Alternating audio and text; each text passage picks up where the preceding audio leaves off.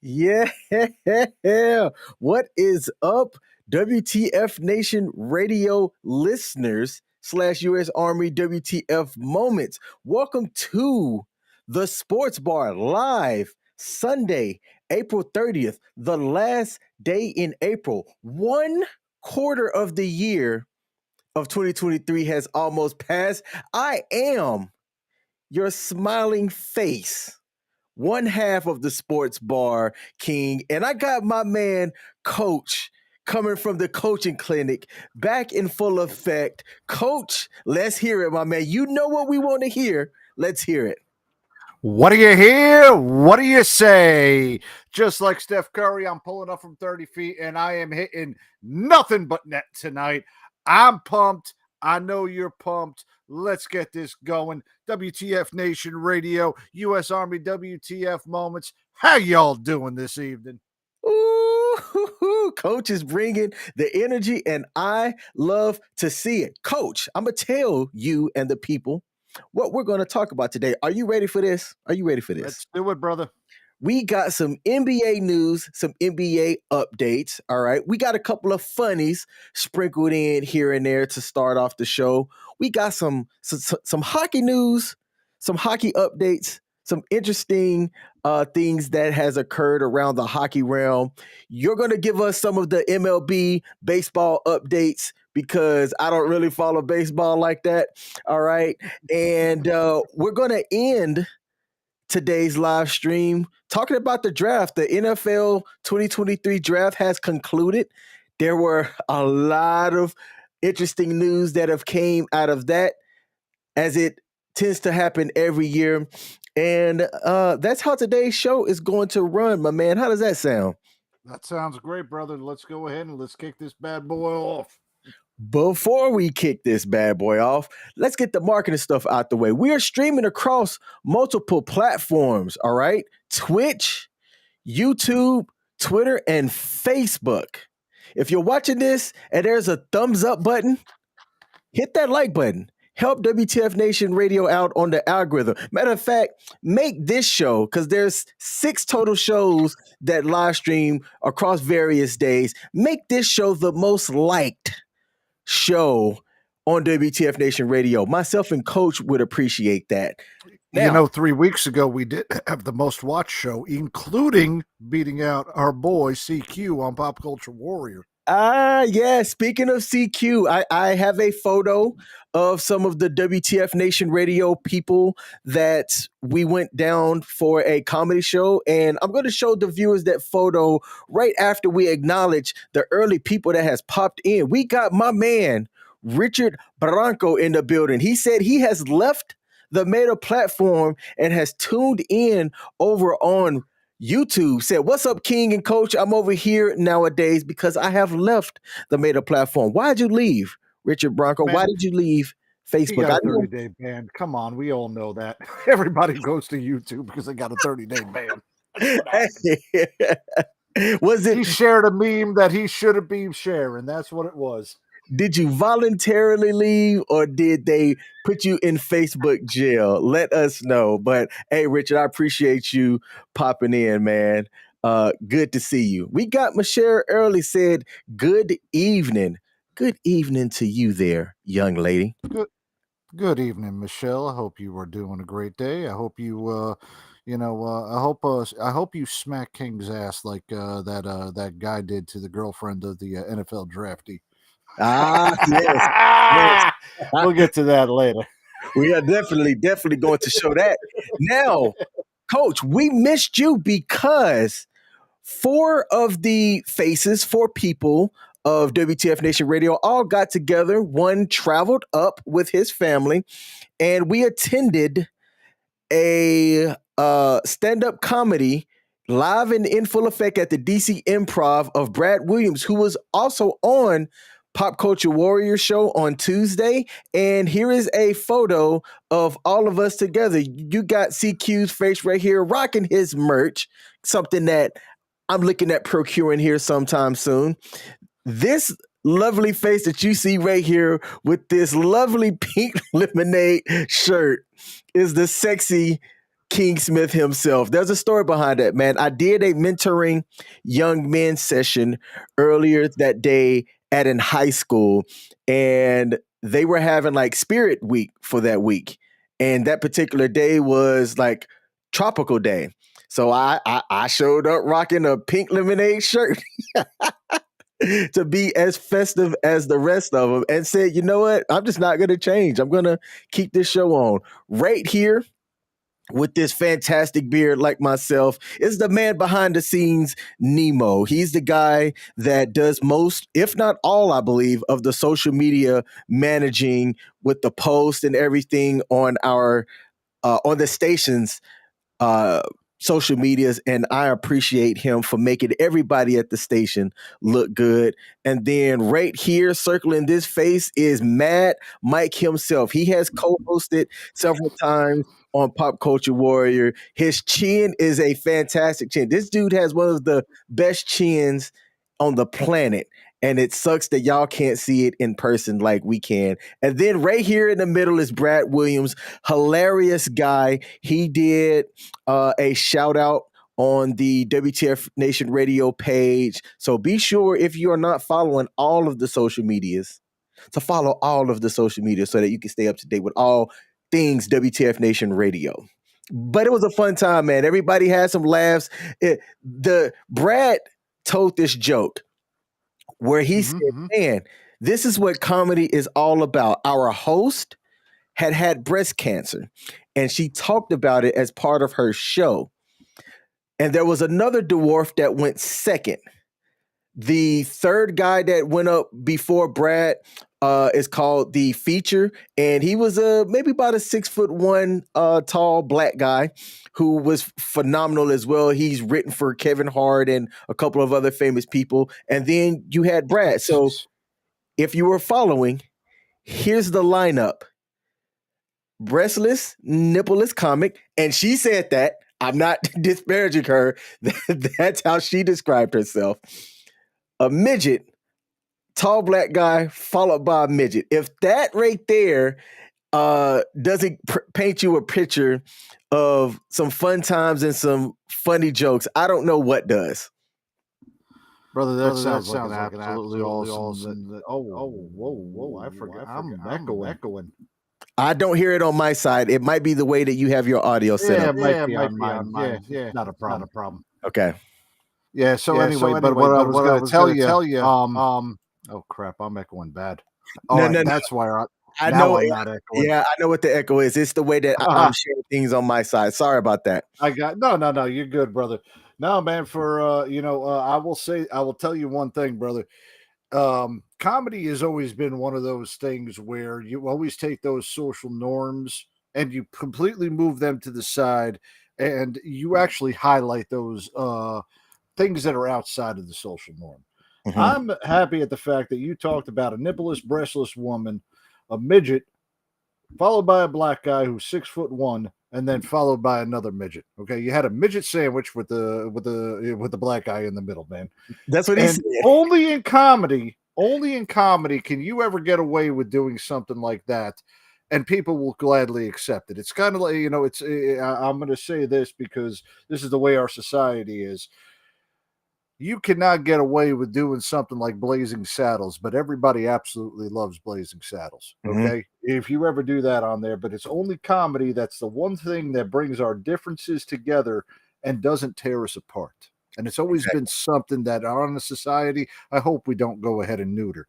Now, I'm also glad that you pointed out that those were lemons and not upside down pineapples over there, because, you know what that upside down pineapple means, right, brother?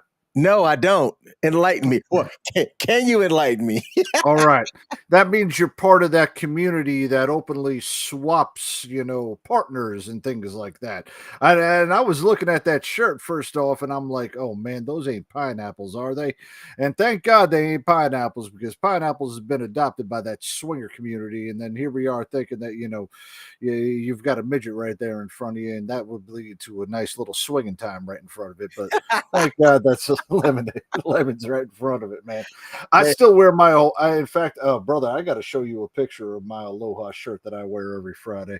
Nice little organization that I think you and I know of pretty well, and I'm glad he ain't a member of that community, Michelle. Oh, hey, yep, hey, I was gonna say, my Jamaican girlfriend would not allow that whatsoever. She does not share too easily. Yeah. Oh, that's good. That's good. That's all that we needed to know, brother. But yeah, man, I didn't know what the upside down pineapple was until I saw somebody who said that their safe word was an upside down pineapple this weekend. Oh wow! Shows how much I'm involved into that kind of crap right there. But yeah, that was when I saw that shirt. I'm looking at it, and you know what? On top of that, too, it kind of looked like that's appropriate wear for a comedy show, man. You can wear absolutely anything at a comedy show and kind of get away with it. So yes, and while the other hosts were quick to crack jokes and whatnot, I had several people while we were waiting to talk to Brad come up to me and say, "Hey man, nice shirt, brother." I'm like, "Thank you." This is what we need to hear right here. Hell yeah, man. Yeah. Yeah, and look, I've got a whole closet full of Hawaiian shirts I wish I could wear again, man. I had one for every day of the week when I was stationed over in Hawaii. I even had one.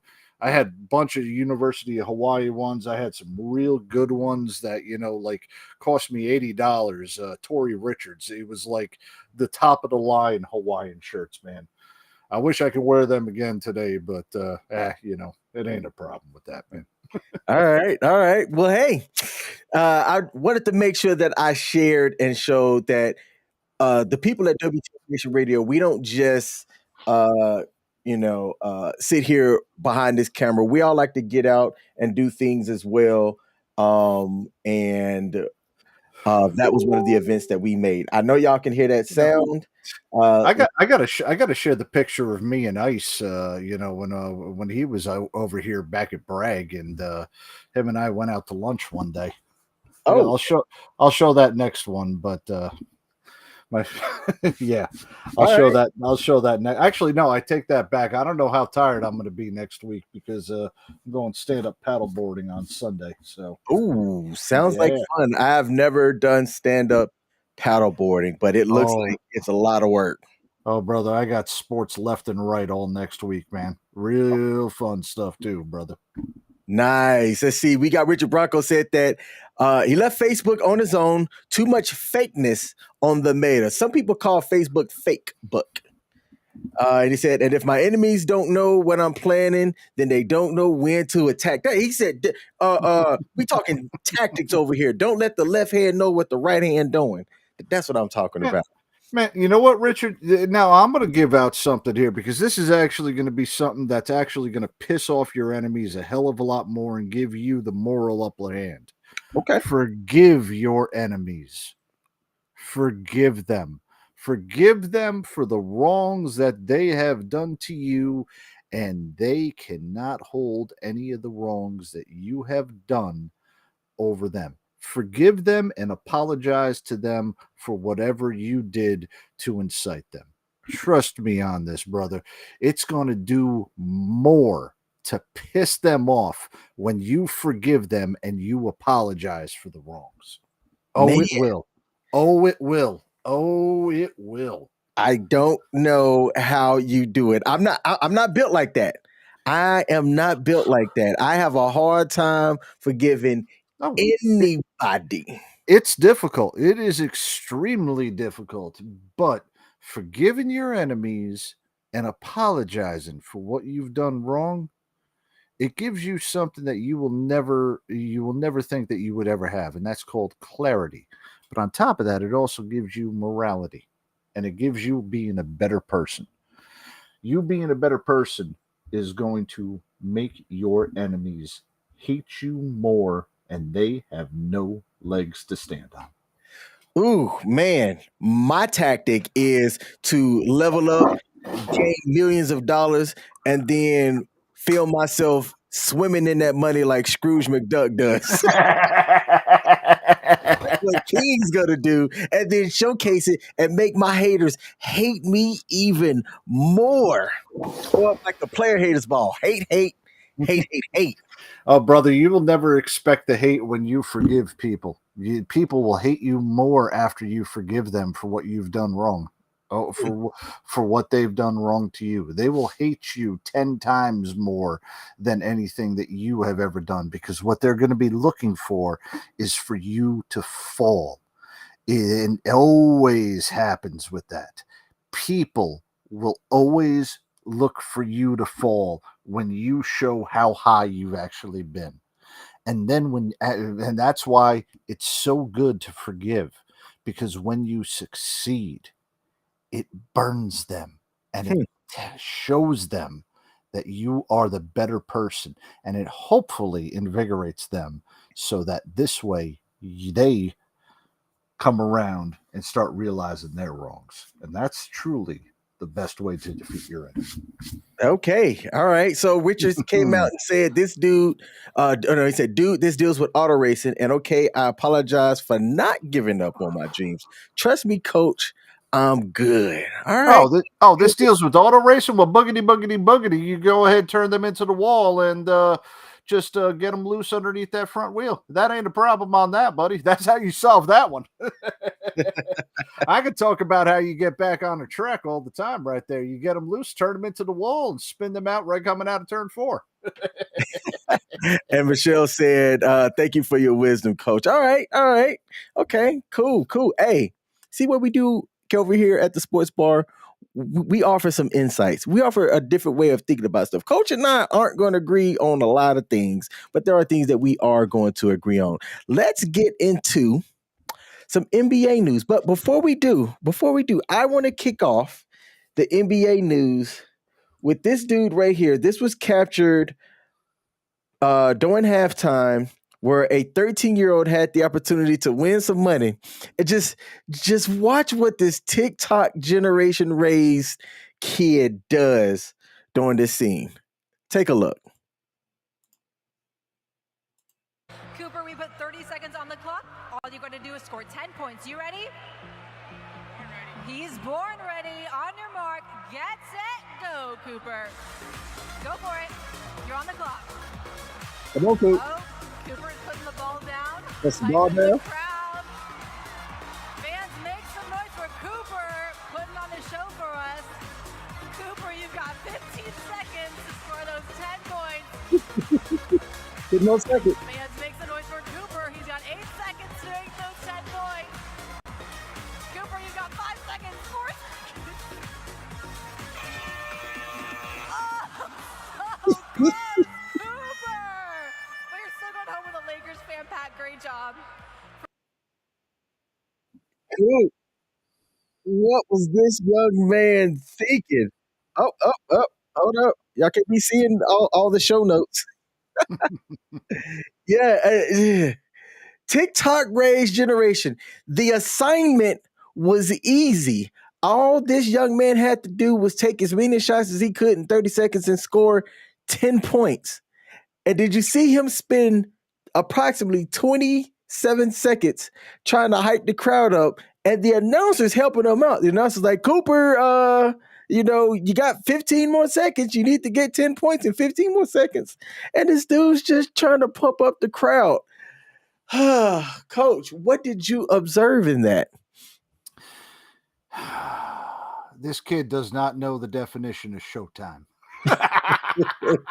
Magic Johnson is shaking his head right now because Showtime was about looking good and scoring. This guy must have realized that his skills will not be good. Okay, you can score 5 layups real easy within 30 seconds, for crying out loud. Mm-hmm. I mean, I'm just gonna say, all right, this kid, if it were me, this is like I'm saying, if it were me, I'd be embarrassed. But I'm going to say this on behalf of this kid. This kid probably had 0 basketball skills whatsoever.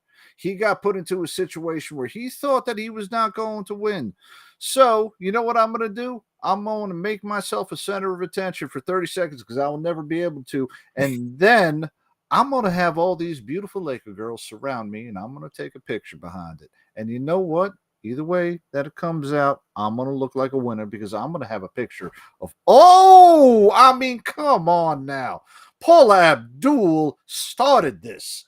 And I, as a basketball fan, love me some Laker girls. Okay? That's probably the best part about being a Los Angeles Laker is the Laker girls. Ask Magic Johnson. All right. Oh, damn. All right. And look, that was subtle. that was okay. That was a little low there. I mean, the man is going to be one of the owners of the Washington Commanders here pretty soon. Ooh. But let me just say this. This kid either didn't have the skills and just wanted to go ahead and talk the talk and do whatever, and he did it, or this kid was just an absolute showboat, and for some daggone reason, he just never pulled that out. I mean, look at him. All right. Okay, first off, Junior Lakers. The kid's wearing Nick Van Exel's old number, okay? He don't even have a number up there in the front. He had to have gotten way too daggone nervous and said, you know what, bump this. I'm just going to get in front of everybody and I'm going to act this way. I'm just going to be happy. I'm going to get everybody up because I'm never going to have this opportunity again. And I don't think I could score 10 points, but I'm going to look at these honeys right here in front of me. I'm going to look at that whole crowd in front of me, and I'm going to hype them up so that Bron can go off for 40 and go ahead and get the Lakers into the second round. And I'm going to throw up a brick, but you know what? Every single one of the 15,000 people in the stands ain't going to get as close to all these Laker girls as I am. Hey, he was definitely quick to pose for that picture. Absolutely. Let me see if I can bring it up. Yeah. Hey, yeah, he was quick to pose for that picture. But you know what? I don't blame the young man. Shout out to him for at least coming out there and giving everybody a show, because that's exactly what he did. He did nothing else. It wasn't Showtime, but it was a different type of Showtime. Absolutely. Let's check the comments and see what we have. Michelle early said, LOL, coach is right, but I bet his parents fussed at him later. They probably did. I'd be like, boy, son, what is you doing? What is you doing? I don't know. This is Los Angeles, man. Some people got a little bit more of the show and the flash than they do the substance over there. I mean, it is California. It is Los Angeles, you know.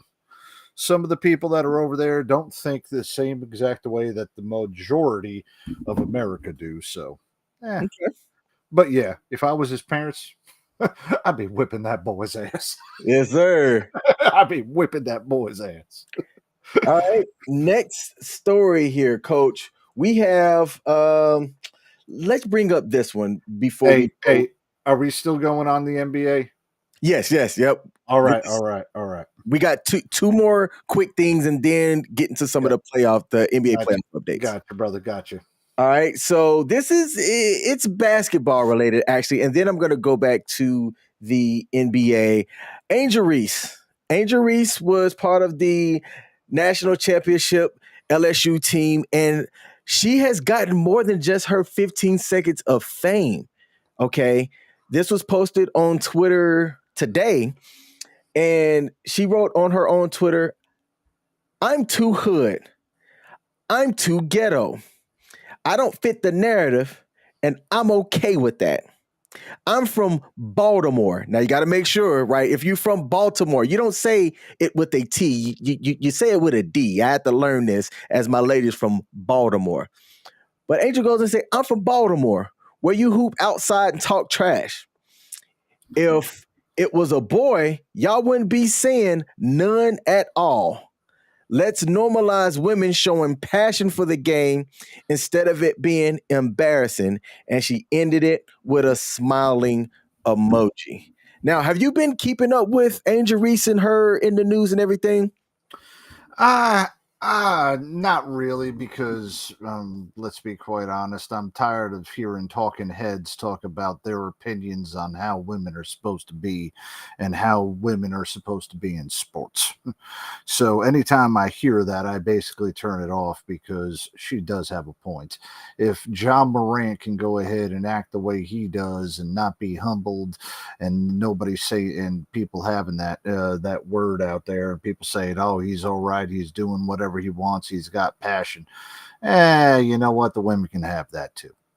But at this conversely, I will also say she ain't hood. All right. She ain't hood at all. She is a basketball player. Basketball players inherently talk trash to each other. Yes. Michael Jordan was one country motherfucker from Wilmington, North Carolina, and he talked more trash than anybody.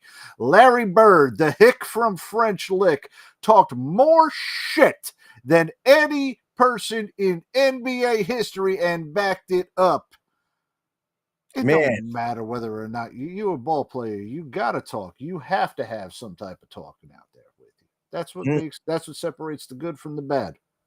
Yep. I heard some of Kobe's trash talking, and I'm like, oh man, let me close my ears because good night. Kobe would go in on the players that he was talking trash talk against, man. Oh, yeah. And it was definitely not for work type talk that Kobe would say out there on the court. But you know what? Folks don't, y'all, he's Kobe. He's a man, he's fiery. He's competitive. Is that not Angel Reese? Except for the man part, because he's not a man. Yeah. So why can't women also be as fiery, as competitive as the males are? I'm in the same boat as you. Brother, I played basketball against a couple women while I was in high school at a basketball camp.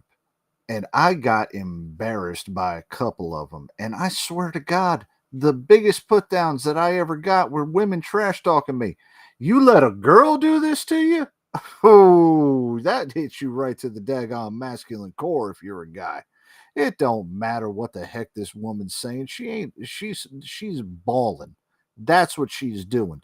Now, I'm going to get back to this because now I remember a couple months ago we were a little hypocritical. I'm not going to say I'm hypocritical. We were critical on John Morant.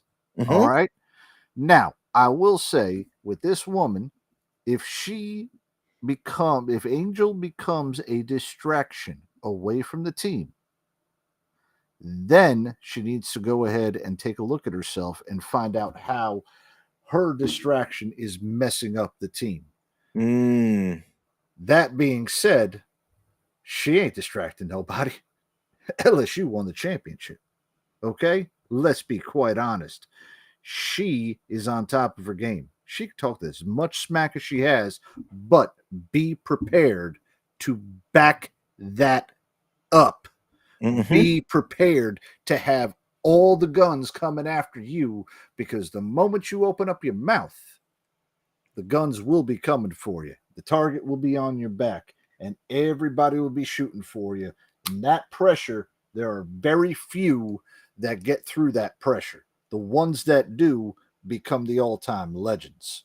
The ones that can't become Kyrie Irving. Oh, damn. Did I say that out loud? Okay.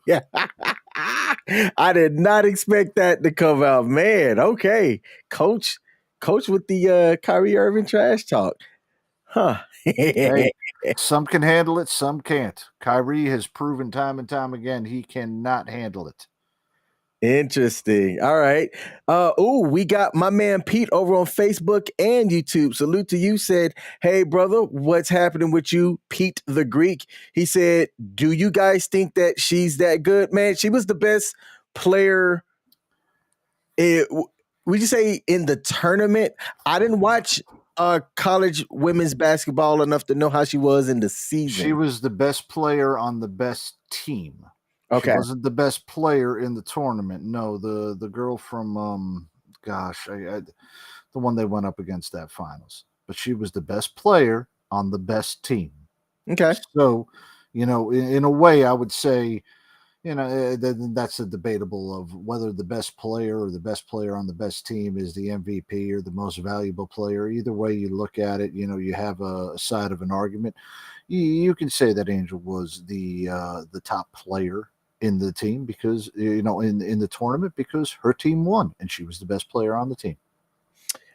I know that her and her players, they are definitely enjoying this new NIL structure. They made a joke or a comment on a podcast. I'm going to call it a joke, but it was, truth, where they're making more money now than they would be if they were playing professional basketball here in the States, man. And to me, Yep. that's saying a whole lot in itself right there.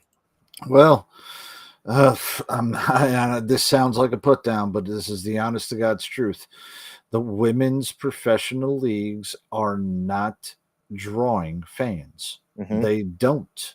And I mean, that's why you had Brittany Griner going to Russia to play basketball in the off season. Okay. It's the truth. They do not draw the fans out there. I'm not going to say it's because it's an inferior product. I'm just going to say it's not as entertaining. Mhm. Okay. Now, there are forms of women's sports that are as entertaining. I can tell you right now, I prefer watching a women's professional wrestling match majority of the time more than a men's professional wrestling match. I would enjoy watching a women's professional soccer game than I would some of the leagues for men. When it comes to professional basketball, I prefer the men's game. And it looks like the majority of the United States does the same as well. If not, the WNBA wouldn't have been supported for the past 25 or 30 years and subsidized by the NBA. Yes. Prove me wrong about that. Hey, it's basic business 101. The market dictates what the market does, right? So if you're drawing the crowds and drawing the people, and that's going to get the revenue in, then you can afford to pay people a better salary because the market is favorable for what your product is doing. But if the product's not drawing in the revenue, the market is going to be what dictates that. Either market it better to attract and get more people in, or improve the quality of the product. It's that simple. It's That's that simple. Truth. That's the honest to God's truth, and it's sad. Yep. But it's the truth. Let's see. We got Michelle in the comments said that that is horrible. However, Coach is 100% correct. The college female athletes sell tickets and make money. Say what you want about Angel Reese, but she and LSU are selling tickets. They are entertaining. Bingo. Like look, Angel has exploded on social media recently. Before this tournament, there wasn't a lot about her on her YouTube and Instagram page. She was pretty active on Instagram, but she's also flipped that and parlayed that, and she's become a presence on YouTube as well. And it wasn't just her 15 seconds of fame. She has stayed in the spotlight since then, posting content and stuff up on her YouTube channel. She's able to make money. Just about 8 years ago, there's this kid who he's a multi-millionaire because of YouTube. He was a college football player / content creator. And the NCAA powers that be at the time, before this name, image, and likeness stuff came to be, told him that he could not monetize his YouTube channel because it was against NCAA rules. Yep. So they called him into the office. He was a kicker for, I want to say it was Central Florida. And I forget the kid's name off the top of my head right now. But they called him into the athletic director's office. And the way that he tells the story is they said, hey, it's either your scholarship or your YouTube channel. And he made the decision to quit playing college football, which he was pretty good at, and lean in heavy into his YouTube channel. And look, hindsight being 2020, it was a fantastic decision for him because this kid is a multimillionaire. He also has notoriety about him. He's able to show up to these different college events. Kids know who he is. Athletes know who he is. And now, right, did he pave the way for the Angel Reeses and other athletes of today to be able to leverage their name, image, and likeness, create their own YouTube channel, market themselves as a brand, and generate interest into that college? There was one of the top players in high school just announced, and Angel Reese shared it, that she was going to be taking her talents to LSU as well. So I think that with the recent changes and stuff, it's a win-win for everybody involved, especially these young kids who, are putting their blood, sweat, and tears out there for these institutions that are making money off of them. You got a girl like Livy Doon, and we were talking about her several months ago. Nobody would have ever known about LSU. Yeah, she's on LSU's gymnastics team. Yep. Nobody would have ever had known about her or had tuned in about the gymnastics if it not been for the NIL deal. University of Miami women's basketball team had their record turnout this year due to the twins that are on the team, and that NIL deal had kept that is one of the main factors that it was going. A lot of these college athletes, and let's be as quite honest with you, a lot of these college athletes, the majority of them don't get the opportunity to be a Bryce Young, do not get the opportunity to sit in the green room of the NFL draft with their girlfriend, their mother, and a bevy of hotties around them.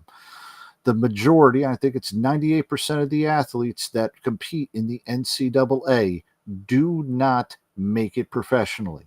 I know of two of them personally. Both of my brothers played baseball at the Division I level. Both of them did not make it professionally. My one brother did get drafted by the Cincinnati Reds, but then turned it down. My other brother got drafted by, the Kansas City Royals. He turned it down as well. Both of them left money on the table to not do anything professionally.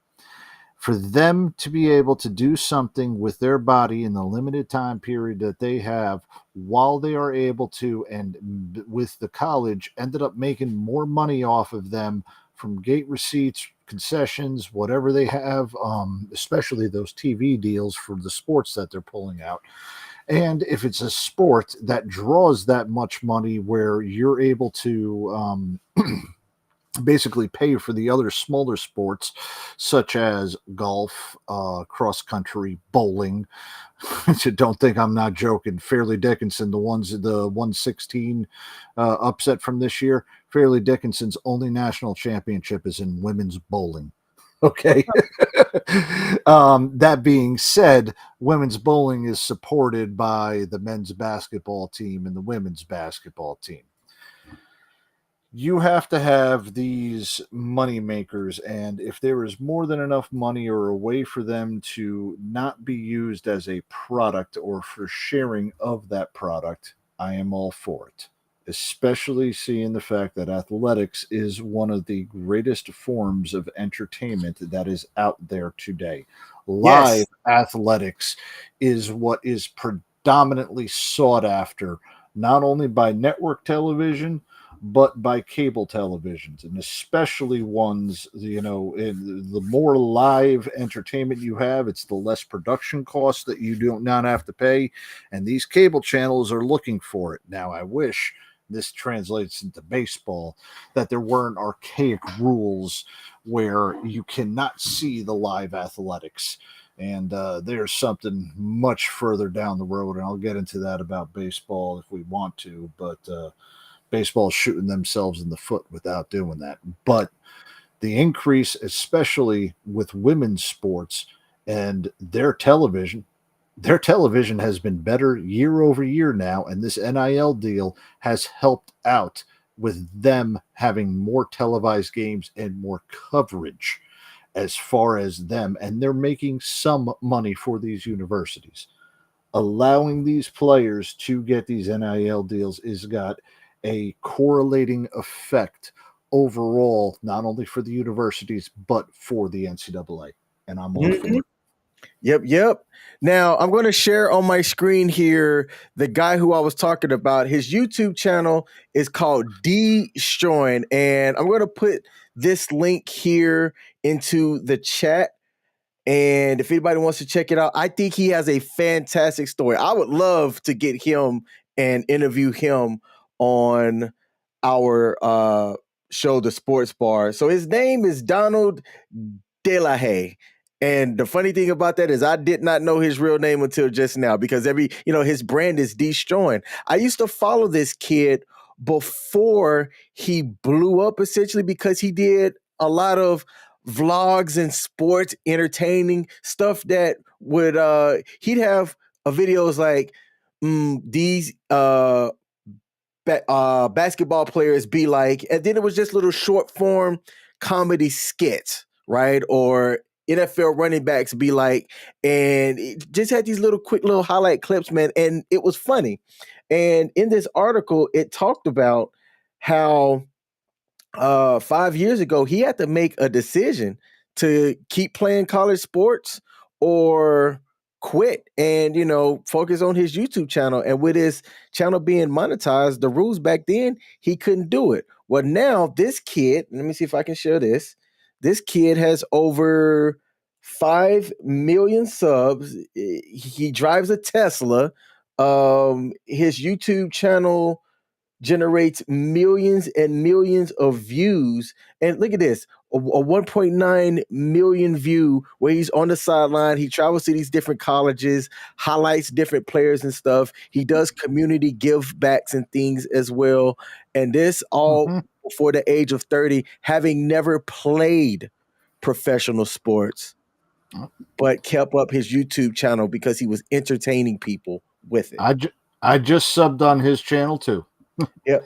I just subbed on his channel. I didn't realize I wasn't subbed.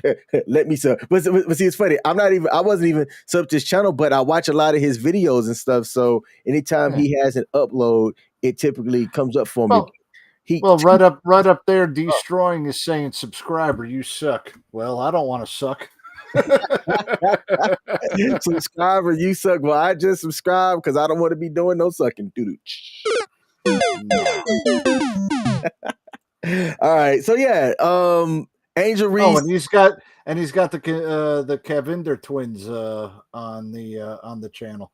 Of course he does. Yes, the kid knows how to market himself well. And look, by not even being a Hall of Famer college athlete, this kid has been able to get in the room with Hall of Fame players across all sports. When he travels and goes to these major cities, people know who he is because of his social media presence, because of his YouTube channel, not because of his accolades and what he did in college sports. He never had the opportunity to showcase them. Nope, he didn't. And on top of that, he was asked to play in the XFL by the jabroni beating, pie eating, trailblazing, eyebrow raising, the one and only owner of the XFL. The name is Dwayne "The Rock" Johnson, and you can go to hell.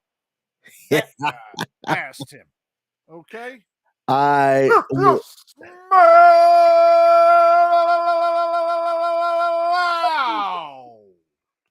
What The Rock is cooking. There it is. Anytime I get a chance, I'm going to go ahead and get that one out. Absolutely. I love it. One more quick thing before we get into NBA playoffs. So we have Kevin Garnett has a podcast, and he's always known for talking various things. And he made a suggestion to the NFL commissioner about hosting a rap tournament over All-Star Weekend with a prize purse of $1 million. But the caveat is that it has to be a current NBA player. Now, I found it kind of interesting. I was like, man, because what about, Shaq? Shaq's not. Yeah, I want Shaq and the Fooshnickers back, man. But imagine having Shaq come up there with some of these young people may not know, Shaq dabbled. Shaq had a whole CD / album out, and it was absolute garbage. Shaq Diesel. It was absolute garbage, man. But they did he also have a game that came out the same time too? Shaq Fu. I played one of the worst games in Sega Genesis history too. I rented it from Blockbuster back when Blockbuster was a thing. And let me tell you, that game was trash. His rap album was trash. Shaq was a dominating force on the NBA court. But as a rapper, I've heard his disc jockeying skills as a DJ is actually pretty fantastic. Like other DJs that do this professionally give Shaq props for like his music selection and how he's able to keep a crowd going. Which, all right, I guess we can give him props for that. But as a rapper, I don't think other rappers out there, yeah, man, Shaq, is definitely one of the top MCs of all times. You're just never going to hear that. Man, no, you ain't gonna hear that. But you know what's funny? You know who actually is one of the best ones of all time? Seriously, Idris Who? Elba. Idris as a yes, DJ, right? Yes. yes.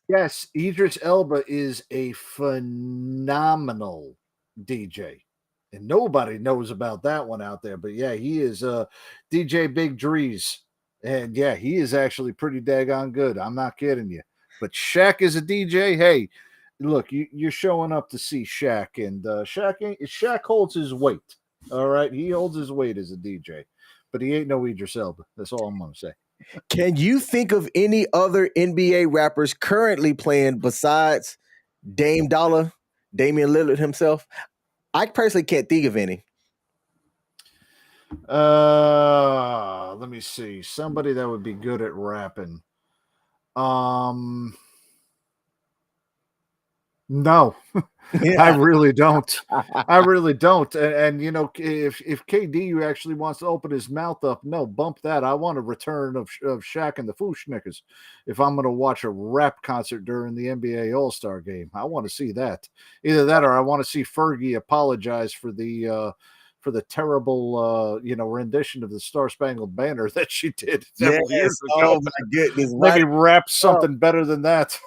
Oh man, I think I'm going to find that video and put that on the Sports Bars Facebook page because that one is worth it. You saying it made me think about how tragic it was. And if my brain has to recall how bad that was, nobody's heard of the Black Eyed Peas since that happened. I mean, that sunk the whole band. I mean, even Will.i.am was embarrassed to not even come back out after that. Yes, it was. Now, we have a couple of comments here, and then we're going to go into some NBA playoff stuff. Michelle earlier said that Shaq CD wasn't even worth the material it was printed on. No, it was not. She also said that Shaq, as an athlete, host, and a businessman, fantastic. Fantastic. Yep. Inside the NBA with Shaq, Ernie, Kenny, and Charles Barkley. Oh, my goodness. If y'all have not watched that show, that is one of the best produced live TV entertainment shows. Period. It's overtaken ESPN's Sunday NFL Countdown as the absolute best, not only in detail but in entertainment as far as sports goes with the pre-games, and that is always must view whenever all four of them are on there. Yes, must view. They've had a couple. It's going to be a sad day, as they get older and they have other obligations. I know that they're all paid extremely well for that show. But, man, when the core group of those four are on, it is gold. They've had other guest hosts and stuff come in. But when that dynamic changes, the show's just not the same. Everybody rags on Charles Barkley, all right? Ernie's kind of like the ringleader. He keeps things going and on flow when Shaq, Kenny, and Chuck decide to kind of riff a bit. Shaq's he's the prankster. He can sometimes get in his feelings. And when, you're a dude that's 7'2", probably 350 something pounds, you don't want to make that guy angry at all. No. About anything. But yeah, it is a fast. The producers who put up the videos as quick as stuff, they deserve awards and things as well. We got Kaz in the building. Kaz said, Blockbuster? King Smith is officially a member of Team O. Yes, I am, my man. I will be 39 this coming August, and I'm looking forward to it. I still don't have. I'm trying to get the salt and pepper. Hold on, assistant, zoom in on me. I'm still trying to get the salt and pepper up in my beard. So to be approaching 39 and still, got the color in the beard, I'll take it. I'll take it. All right. Nah. You don't want to do it just that way. If you're gonna do it, man, you got to go all. You got to get that whole thing completely white, or just you're gonna have to fake the funk and buy the Just for Men to do that, because I got a salt and pepper beard, and I swear to God, I end up trimming it because it just don't look right. And I'm gonna say this, and this is me saying this, and I could probably be out of bounds on this, but there's only a couple African American men that are able to pull off that salt and pepper. Okay, I actually am going to say that all white gray beard, especially on an African American man, the contrast of that actually looks really good. Now, I will say, if you get that James Harden, like jet black kind of beard, that's also fucking nice on that. But the black, the salt and pepper kind of beard, yeah, man, I don't like the way it looks on me. I don't like the way it looks on other people. And I know some people like that, but you gotta have the accompanying hair to do it too. Like if you got the salt and pepper hair, and in your case you don't, then you can kind of pull it off. But nah, man, if you're gonna go clean shaven, man, I would go with just the contrast and look. That's just me. That's just me, though. Okay. I need mine to hurry up and come in so I can figure this out. I think it makes, us older guys look distinguished, and I can't wait for it. Michelle said that Idris Elba is phenomenal at everything he does. Of course, yes, he is. About Idris Elba. He should know, and I agree. And Michelle, thank you for bringing this up. I will go to the grave with this one. I think Idris Elba should be the next James Bond. Yes. He could do it. Absolutely. I think he should be the next James Bond. I think he would be phenomenal as being the next 007. I agree. I'm personally a huge fan of Idris. I think that Idris might be. I'm secretly thinking that might be her man. her hall pass. Yeah, the hall pass thing. Yeah. Let's see if she brings that up here while we read some of the other comments. And I will say this: he was phenomenal in a British show called Luther. Okay. Yes, I've watched it. Luther. He was great, and some people the most recent season. I did. I've seen every season of Luther from season 1 to season 6. Man, it was phenomenal. I like Luther. Can I confess a Paul pass on? Yes, you can. Yeah. Oh God. Yes, you can. I will. But anytime any of my hall passes come up, I will publicly declare who it is. Okay. She agrees. Idris Elba's a hall pass. All right. Yep, she said, of course. Hey, you and a content creator, Chantel Simone, y'all might have to fight for that one. Now, this brings up something interesting, okay? Idris Elba was born in London, okay? Yes. I can't call him African American. Right? Yeah. Right. And yeah, the little quagmire there, with political correctness in this country, Idris Elba is a black man, okay? And I'm not wrong by saying that, because he's not American. And I can't call him African because he wasn't born in Africa. And Africa's a continent. Charlize Theron, however you say her last name. Yeah, Charlize Theron is more African. So is more African American than I am when you think about it. You know who else is? Right? What's his name from Twitter? The schmuck, Elon Musk. Yeah. Elon's more African American than I am. I'm not say. But hey, I say that and people want to flip a table over. I'm like, am I wrong? Am I wrong? I just saw what Michelle put up. In my mind, I'm British. King, close your eyes. It just is my boo thing. Yes. I love it. That's the hardest I've ever heard Coach laugh. So, Michelle, I have to give you props for that one. That's awesome. There was something else that Kaz said. Okay, here it is right here. Didn't Dennis Rodman try his chops at rapping? He was just as bad as Shaq was. Probably worse, in my opinion. I don't remember Rodman's rap album. Oh, I do. It was bad.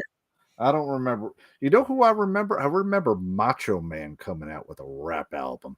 Oh, how was that? I bet it was entertaining. Terrible.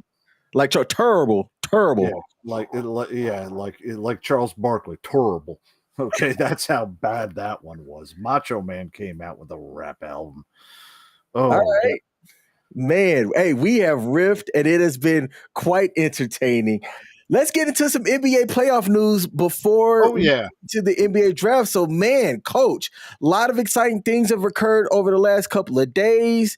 You got one team advancing, another team played their next round earlier today. I played some DraftKings and at one point was winning $2,000, which I'm going to, as you talk and kind of give us the updates, I'm going to bring that up on the screen. But hey, man, tell us about all of the up-to-date and funny things that you've observed in the NBA over the last couple of days. I could tell you that today Steph Curry reminded himself that he was Steph Curry and decided to drop 50 on the Warriors in Game 7 of their first round series, and Warriors ended up taking it 120-100, winning the series 4-3.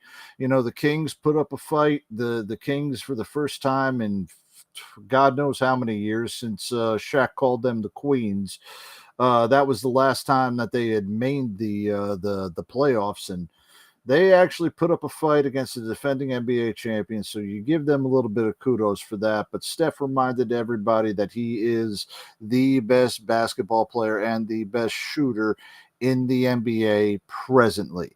And I will say that he is the best player. He might not be the MVP this year because Joel Embiid had a phenomenal season. You got Jokic, and you got a couple other players that were better. But when it comes down to being one of the all-time greats, Steph Curry reminded everybody why he is up there. Now, are you bringing up a good story so that I can bring up a little bit of horror, okay? Because as a kid growing up in New Jersey in the 90s, man, my team was the New York Knickerbockers. Ladies and gentlemen, the 90s Knicks were the thugs in shorts that everybody absolutely loved. You had the Oak Man. You had Patrick Ewing, Anthony Mason, Derek Harper. Then after that got out of there, you ended up getting Allen Houston, Latrell Sprewell, Grandmama, Marcus Camby. I swear to God, those 90 Knicks, if it weren't for MJ, would have been a champion. But they never did. And then the worst owner in all of professional sports, James Dolan, took over and has made the Knicks a mockery over the past 25 years. Now there's a little glimmer of hope because Jalen Brunson comes out to the team. And, you know, Toppin was playing daggone good. R.J. Barrett reminded himself that R.J. Barrett has skills. And the cancer of the team, Julius Randle, he's hobbled by injury, much in the same way that in 99 Patrick Ewing was hobbled by injury during the playoffs. Ooh. The Knicks had become a team that we believed in. The Garden was rocking. The chants of defense were deafening. Spike Lee wasn't embarrassing himself. Spike Lee was cheering him on. And what happens? A hobbled up, daggone Butler been used as a decoy in the final minutes, and the daggone Knicks ended up blowing game one at home, 108-101, starting off the first game of the second round. Now, my team, Knicks, Knicks fans, we have been waiting a long time for this. And we, just like Mets fans, get a little hyperactive and hopeful when our team starts making a run. Okay? This is our team. This is the team that has the second heartbeat of New York behind the New York Yankees. Whenever the Knicks are doing good, the city of New York is doing good. So let's get behind this team. Knicks, show up to play. Brunson, start doing that dribble penetration. Toppin, start knocking down some shots. RJ, get to the basket. Julius, stay the hell away from there. And you guys, the big man, start grabbing some daggone offensive rebounds. Please, for the love of God, please do it. Because I want to see y'all go against the Celtics next round. And I want to see you smack around Boston. I want the daggone Celtics to know the name and get teabagged. Because y'all are going to beat the Sixers. Oh, I want them. Yes, I am. I did just say that. But I want my Knicks to be playing in those Eastern Conference Finals. I want Madison Square Garden, the mecca of pro sports in New York City. I want the Garden rocking, not with just one, but with two playoffs going. And we can get going as far as the New York Rangers when we get to the hockey. But the Knicks are the daggone heartbeat of New York, right behind the Yankees. And the Yankees ain't doing so daggone good right now, so we got a little bit of life support. James Dolan, do not fuck this up. Let the Knicks be the Knicks. Knicks, come on, carry New York City. Bring the championship back home for the first time in 50 years. Come on. And back when I was, back in the 90s, we had a little rap that happened. Go New York, go New York, go! Come on, I want to sing that again. Man, Come on, Knicks. oh man. Hey, Coach, I want to issue you a little challenge. We'll think of something that we could do appropriate to make this interesting. Personally, I actually earlier today logged on to FanDuel, the FanDuel Sportsbook, and I put down $100 for the Miami Heat to win the NBA championship. Now, do I believe that they're going to advance all the way through the East and then beat whoever comes out of the West? Not really. But if they did, all right, they looked dominant during that first series. Look, they played against an injured Milwaukee Bucks. Okay, all right. Giannis was You out didn't that have entire Giannis. game. And You know, when you have your best player on the team completely out, that team imploded upon itself. It didn't gel upon itself. yep. But to go and that's into where it Madison comes up. Square Garden as the 8th seed in the second round of the playoffs and pull off that win with the current way that the odds are now, a $100 bet could yield you a couple of thousand back. So that's exactly what I did. I put down $100 for the Heat to win the East. If by some miracle that they do, I'm going to be a happy man. But let's come up with something interesting. Maybe on one of the episodes here, every time you say my name, you have to say King the Great, or every time I say Coach, I have to say Coach the Great. I'm going to say that the Knicks are going to lose to the Heat this series in 6 games. Do you King. accept that? King, I accept that. I am going to say the Knicks in 7. They are going to grind it out. And that being the case, I will say King the Great. Every time I speak your name right after that, for whatever show it is, I will say King the Great. But if you lose, I've got something even more planned out, a little bit more devious. Okay. A little bit more devious. On air, you are going to get that salt and pepper just for men, and you're going to apply it to your beard. So that this way you get the salt and pepper. And they do have it just for men that highlights the grays. And you're going to get that so that this way you actually get that salt and pepper beard on there. And you're going to do it on air. Man. See, I would like to, but I struggle with that for a reason, and it's a decent reason. So hear me out. I Okay. be I'd be willing to maybe compromise and do more of because there's filters for everything nowadays. Maybe take a picture, apply a filter, see how it looks, and show it. But for me, I don't put stuff in my beard for better or worse. I have like the beard butter stuff and things Okay. like that. But I've kind of attributed it to the fact that my beard, even though it looks scruffy now because I don't treat it the way that I should. Hey, and grooming 101 grooming 101, who I have a feeling might know a little bit more about hair than both of you and I do, just said no, that will kill the beard. Ah. Okay, understand that. All right. Wait, but okay, but Wax your head if you lost. Nah, wax. Pete, that's a little bit too much. No. I don't mind waxing. I get stuff waxed. I probably shouldn't have said that on air. I probably should have said that on air. Okay, But is Michelle going to be pulling it off? Or are I'm you going to okay be with pulling it waxing. off? Maybe not on air because I'm trying to think how I would do that, but maybe film it as a segment and then play it during the live stream. That's certainly possible. All right, let's see. And Yeah, I think that would be a good one. and Oh, Michelle said she would wax. and Michelle is deviant enough that she would enjoy doing it. But Grimmie and Ravi said, nah, he'd want to. That'd be, this is tough. Maybe get both of them at the same time. Get grooming and reviews 101 to apply the wax, and then Michelle pulls it. There we go. There we go. Oh my goodness. Man, I'm getting off easy on this one, I'll tell you. Let's see. Okay, so for the NBA news to revisit, at the very minimum, I say Knicks win the series. I'm sorry, I say the Heat win the series. You say the Knicks win the series, and for whatever show after that series is over, anytime the other one introduces the other person, they have to say the great at the end of it. Yes. Okay. All right.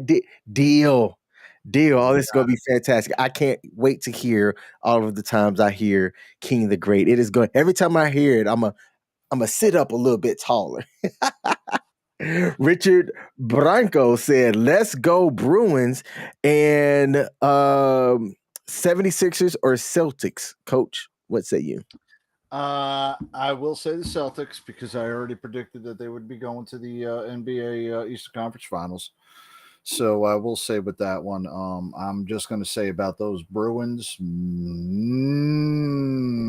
I think they're going to be. I think they're going to be getting the curse. You know, they won the President's Trophy, best record in the league history, and you know, there hasn't been a great run of people who or of teams that have won the or have gotten the best record in league history over the last several years, and getting into the playoffs and you know, coming up short. I could talk about the Los Angeles Dodgers. I could talk about the Golden State Warriors. I can even talk about, going into before them, the Tampa Bay Lightning. What happened in 2007? 18-1. That's right. There has not been a team that has gotten the best record in their respective leagues since the 1998 New York Yankees to go on and win the championship. And then before that, it was the 1996 Chicago Bulls that had the best record in league history. So there's not a good precedence as far as best records going into the playoffs over the last 25 or so years. The Boston Bruins, man, especially if they going up the Rangers after this game 7 tomorrow night, and I'm pulling for the Rangers to win. They're going to have their hands, full with that Ranger team. Okay, all right. So for me, Richard, I'm going to say whoever takes game 1, which because it's being played it's being played at Philly. Philly's the higher seed. I think Embiid doesn't come back until Wednesday for game 2. Mm-hmm. So I think Boston is going to go into Philly, win game one, and go and win the series as well. So I've got Boston this series. Yep. I want to show this on the screen real quick. I play DraftKings, right? And I do pretty decent with it. So if you look at that face up at the top there, at one point, this is the second game, the second half of the Golden State Sacramento game only. So I didn't play the entire game of that game, just the third and fourth quarter. At one point, my buddy highlighted the fact that I was up at the top, which I didn't know that because I was planning out the show where the top prize was $2,000. So when he said that to me, and I had a handsome lead at one point, I'm like, oh snap! I got a shot at taking down $2,000 for only a $10 entry. Well, lo and behold, as things would have occurred, your boy did not finish number one. I finished somewhere around 40th and won a whopping, are you ready for this? Yes. $15. Ooh, right. So you made $5, huh? Yep.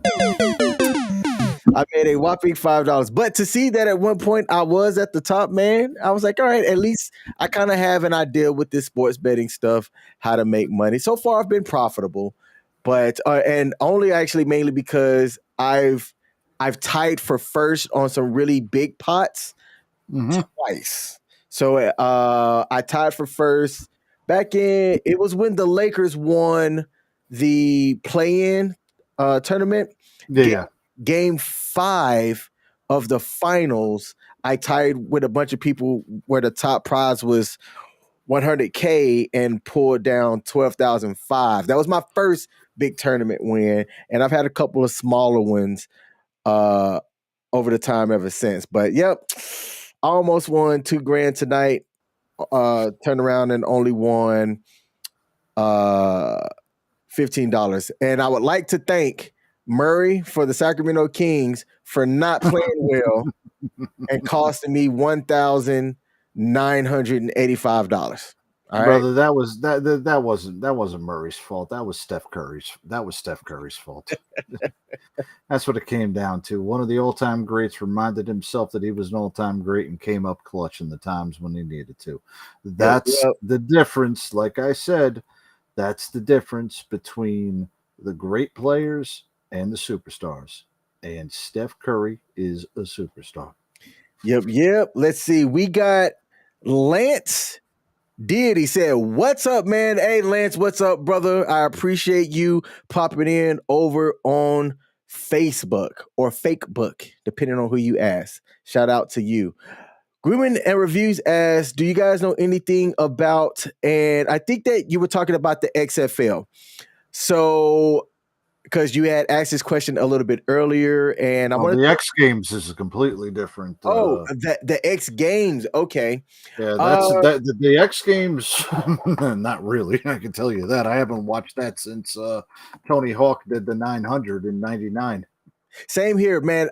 I used to watch the X Games growing up in my teenage and young adult years, but I don't keep up with it like that. None of that stuff interests me personally. But if I were to, like, let's say if the X Games were down the road and the tickets were fairly attractive to get into, then I would love to go catch some X Games competitions in person. I think that some of the athleticism and what those men and women can do are fantastic, right? Yeah. All the jumps and high thrill things that they do. I think it would be absolutely great to see it in person, but I don't have an interest in it, like watching it on TV at all. I think the last time I actually watched it on there, and this is something. So they used to have like these rally courses where Travis Pastrana, would go on there, would do the cars through there, and that's where I learned about Ken Block, who unfortunately passed away this year in a snowmobile accident. He had one of the rally cars, kind of a rally driver. That was like the last time I had really looked at it, and it has been years since I've even paid attention to the X Games, that. But that's about all that I really, kind of know about the X Games. And, that Ken Block was one of the founders of DC Shoes. You ever buy a pair of those? No, I gotcha. Yeah. Nah, that was that's about the closest extent I have anything to the X Games whatsoever, man. Yeah. Okay, and he also asked about the XFL. Here's what I do know. Here's what I do know about the XFL. The DC Commanders, or whatever their name is, I tried to carve out a Sunday or a Saturday to go and watch them play this season, but with my schedule being the way that it is, it never happened.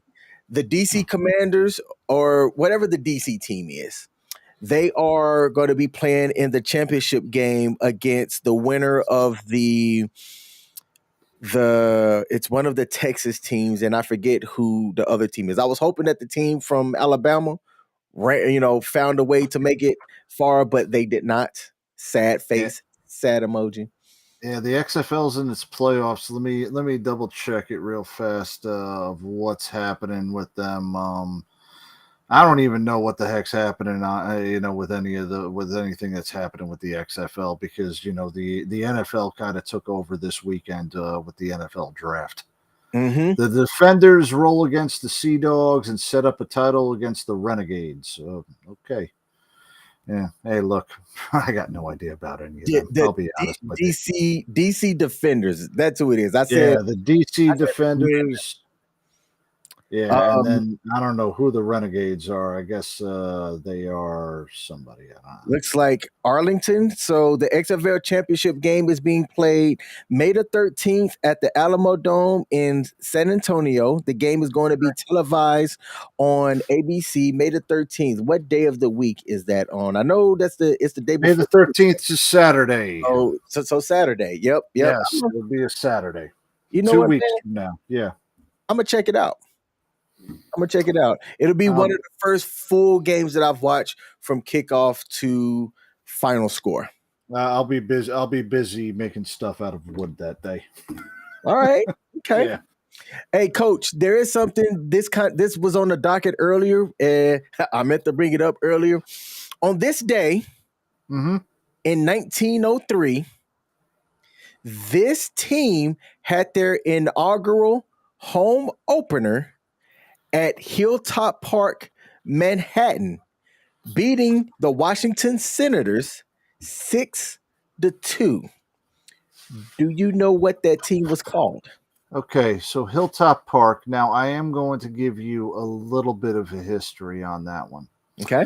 So, Hilltop Park was the original home of the New York Highlanders. Now, the New York Highlanders had originally moved from Baltimore, and they were the first inauguration of the Baltimore Orioles. Now, when they moved to New York on top of Hilltop Park, they took the name Highlanders because how high Hilltop Park was over in New York. Further on down the line, they started developing another nickname.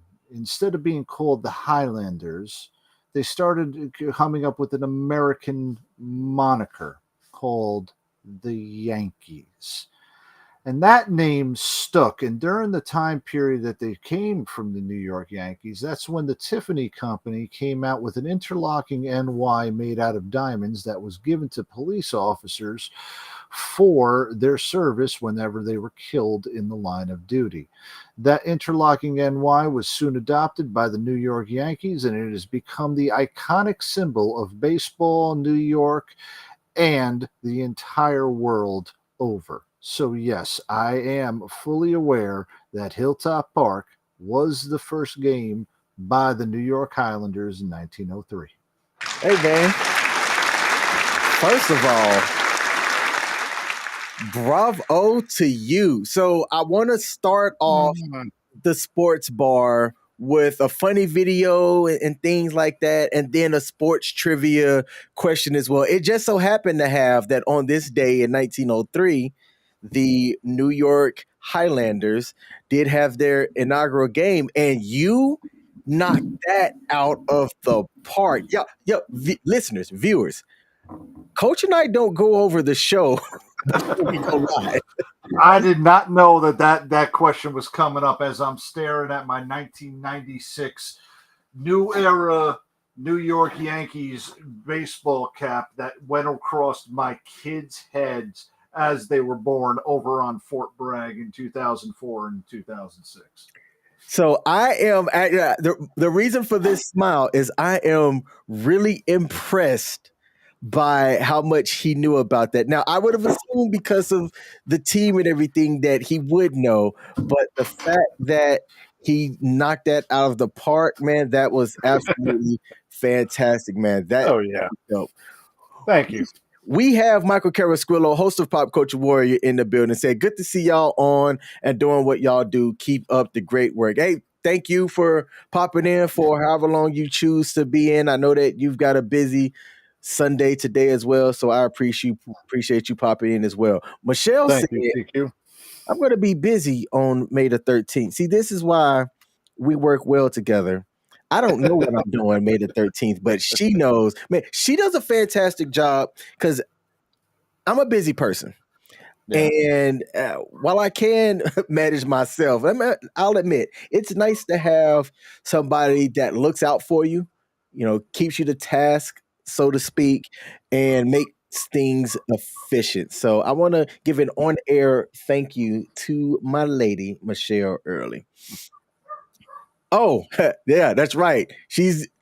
I will not be watching the XFL game unless I'm not sneaking, but watching it from my phone because she is graduating from her second master's that day. Oh, awesome. No, get that round of applause going. Hell yeah.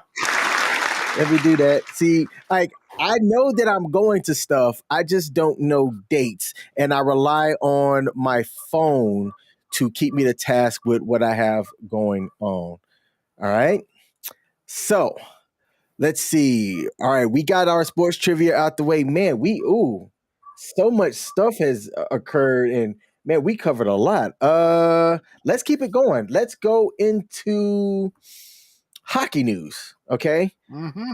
Let's and we're gonna actually start off with this specific topic here. You have breaking news. NHL star Valeri Nichushkin is in trouble. God bless you. I have no idea how to pronounce this guy's last name. Coach, do you have a better way of saying his last name? Nichushkin, I believe. Yes. Okay. Nichushkin of the Colorado Avalanche, who's one of the favorites to win the NHL playoffs. There was a woman that was found in his room last week. Okay, so this is the story's kind of just coming out, but there was an intoxicated woman who had to be hospitalized, and people were wondering why this player hadn't made an appearance on ice since then, and we kind of now know why. Okay, so according to the Denver Post, which cites a report from the Seattle Police Department, they made a claim that the Avalanche team doctor called for assistance when discovering how intoxicated that the woman was. All right, the NHL star did not play in the third game of Colorado's first round playoff series against the Kraken that night and hasn't been seen with the team since. Currently, Seattle leads the series 3-2 at the moment, with Game 6 set for a couple of days ago. So, Game 7's tonight, and it's tied up at 3. 9:30. In fact, the puck should be dropping here in the next 3 minutes. Oh, man. Okay. So they're going to be down a guy. Game 7. They were favored to win prior to the start of the NHL playoffs. Do you think something like this is a distraction to the team, Coach? Yes, I do, and it always, like we've been preaching about it. If stuff off the field or your actions are affecting the team, it will have a negative effect onto it. You remember, oh gosh, 1999, the Super Bowl. I think it was Eugene Robinson got caught after winning the NFL Man of the Year. Got caught picking up or an undercover cop trying to solicit a prostitute. Mm. Uh, Gosh, 2002 or 2003, the kid from the Los Angeles Raiders, or it was the Oakland Raiders at that time, went MIA the day before, and then the Raiders laid an egg in the Super Bowl and haven't been back there since. Things like this that happen during the playoffs. Okay, a lot of those things, unless you have a superstar that can end up overcoming it, do not make a lot of do and affect the team, especially if you're not able to play on that game. End up affecting the team negatively. In the world of hockey, goes by who is the hottest, and any team can end up beating almost every team out there. We've seen it. Several years ago, the number 8 seed was the Las Vegas Golden Knights, and then they ended up making it into the Stanley Cup Finals in their first year. I have seen the number 1 seeds come out within the first round numerous times throughout the NHL playoffs. The Avalanche are the defending Stanley Cup champions, and they're missing one of their members of their team over something that happened, whether this woman was completely intoxicated or whatever happened to it. I know that she ended up drinking, and thank goodness that she's all right. And, with the way that the other things came out, apparently the woman hit the team doctor, and the woman was born in the Ukraine, and quote unquote, she should have never come to the United States, and that some guy took her passport and that he was a bad person, according to this woman. Highly intoxicated. You get something that is getting you out of the playoffs and getting you out of the team cohesion. It's going to end up being something that'll negatively affect the team. I want Seattle to win this game just because their name is the Kraken. Okay, but I also release the Kraken. One of those guys that kind of, when these startup teams come in, like there was a year when the San Jose Sharks ended up making a nice playoff run. I kind of like these up and coming teams that, whenever they make these kind of miracle runs that are happening. Like I said, the Golden Knights, I was pulling for them in their first season. Gosh, all the way up until they faced the Devils, I was pulling for the Anaheim Mighty Ducks about 20 years ago. I kind of like these little young, scrappy teams and these new ones coming around to make these miracle runs. So I'm going for the Kraken. But the Avalanche, looking at Game 7 tonight, I hope that they, this thing. All right, look, you're talking about the defending Stanley Cup champions. They've got the experience. They've been in a tough situation, but it's always going to be difficult when you've got a major distraction off the ice and it's affecting the team cohesion. So I'm going to say, going out on a limb here, I think the Kraken are going to pull this one out tonight, and the defending Stanley Cup champs are going to be eliminated this evening. Oh, all right. I found it interesting that, according to this article, the Avalanche's coach has came out and said that the player's absence from the team is not disciplinary or linked to any legal issues, while a rep for the player himself has insisted that the player is away from the team due to personal reasons. Now, man, we don't have time to get into a personal story as we have some other stuff to cover, but I'll just say this. I am going to share this story, just not tonight. But anytime that you're on your purpose or set to do something, when you mix in alcohol, it's a bad news. Now, you and I are both veterans. Mm-hmm. If you have looked at some of the articles and things that have been shared on WTF Nation Radio / U.S. Army WTF moments, there's been several articles and things in the past in which people have gotten in trouble, lost rank, whatever, due to overconsumption of alcohol. Drinking alcohol itself is not a bad thing. But when you overconsume alcohol or anything for that matter, but especially alcohol, it can lead to some troubling situations. In this case, you have a player that is playing a professional sport that had company over, and uh, al- excessive alcohol was consumed, and now this guy's not playing his sport. And luckily, in this case, the lady sounds like she's going to be okay.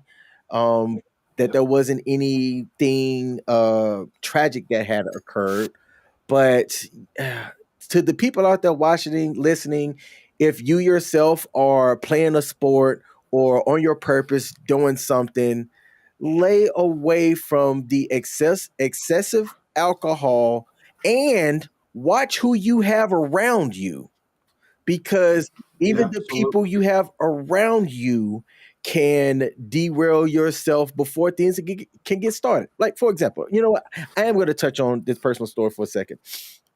Go ahead. When I was in training in the military, right? I'm in Altus, Oklahoma.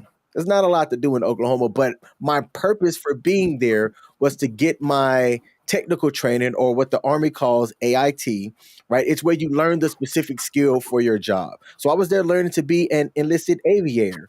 Well, one day on a 3 or 4 day weekend, I had way too much to drink. Way too much to drink.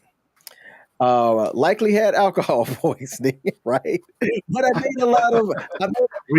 We've all been there, brother. I made a lot of bad decisions that day, and it cost me rank. What ended up happening, there was an instance where there was an investigation into something else that had occurred. So they ended up, you know, uh, not witnessing, but OSI had an investigation into what had occurred, and when I had my name called and everything like that, for me, I didn't know what had occurred because I was blitzed early and gone early, right? So I had no knowledge of what had occurred or what happened, but because I didn't lie either, I said that it cost me rank. It caused me the ability to be able to promote early. I didn't have stripes taken away, but I also wasn't able to be promoted early because I had a mark on my record, and it stemmed from excessive, alcohol consumption. And I figured, this was before smartphone days. But obviously, I'm like, if my name, The good old days. yes, yeah, oh my goodness, there are other barrack stories that I am so glad that smartphones wasn't as capable of capturing and sharing things the way that they are now. But that excessive alcohol consumption could have derailed my Air Force career before it even got started, because I just drunk way too much when I shouldn't have. I was also underage. Thank goodness. Hey, here's the lesson in this.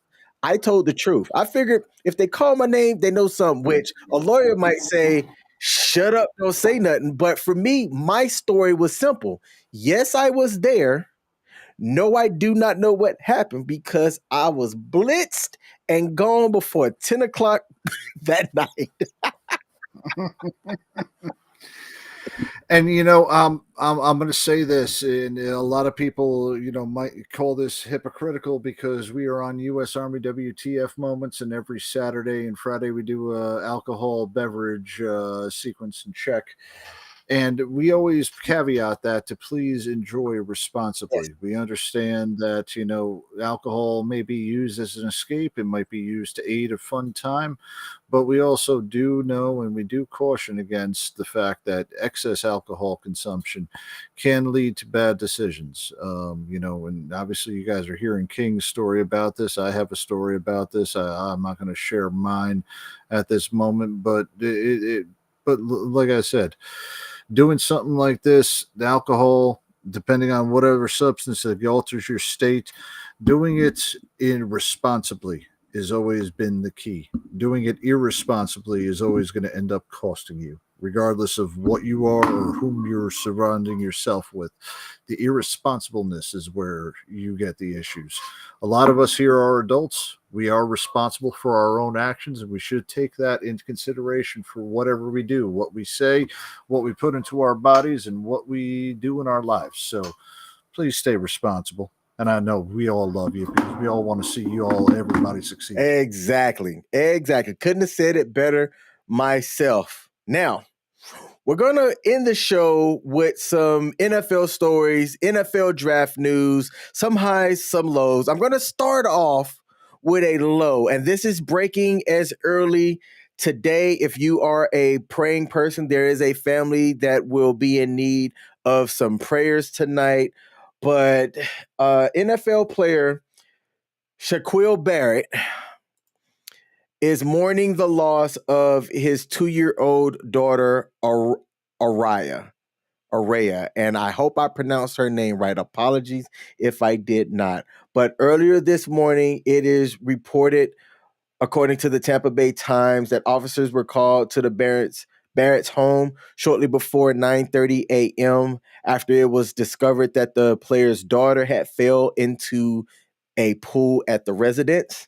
The child was taken to the hospital, but efforts to save her fell flat, and she was pronounced deceased. Now, Coach, man, I'm a father. I only have one child. It is my hope as a father that I can outlive my daughter. It would devastate me to ways that I can't imagine if my daughter was to be gone from this earth before I was. So I can't imagine what this family must be feeling right now. But when I saw this, I thought it was, while sad, something that we should share here at the sports bar. What thoughts do you have on this, Coach? Did I lose you, Coach? Are you muted? Can anybody hear me? We'll just go with that. Oh. All right. Oh, hey, there you go. Yeah, sorry about that. My the plug ended up coming out from my microphone. The one thing I could say about this one is Shaq Barrett, two-time Pro Bowler, led the league in 2019 with sacks with 22 and a half, with 19 and a half.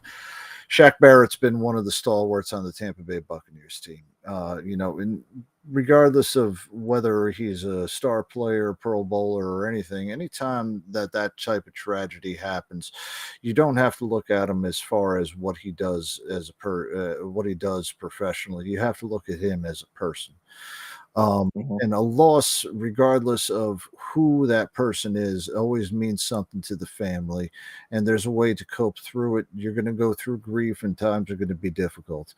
The old trope of sending the prayers, condolences, and thoughts and things like that, whenever you're going through a time of tragedy, it does seem like it's an old trope, but it is honest to God's truth.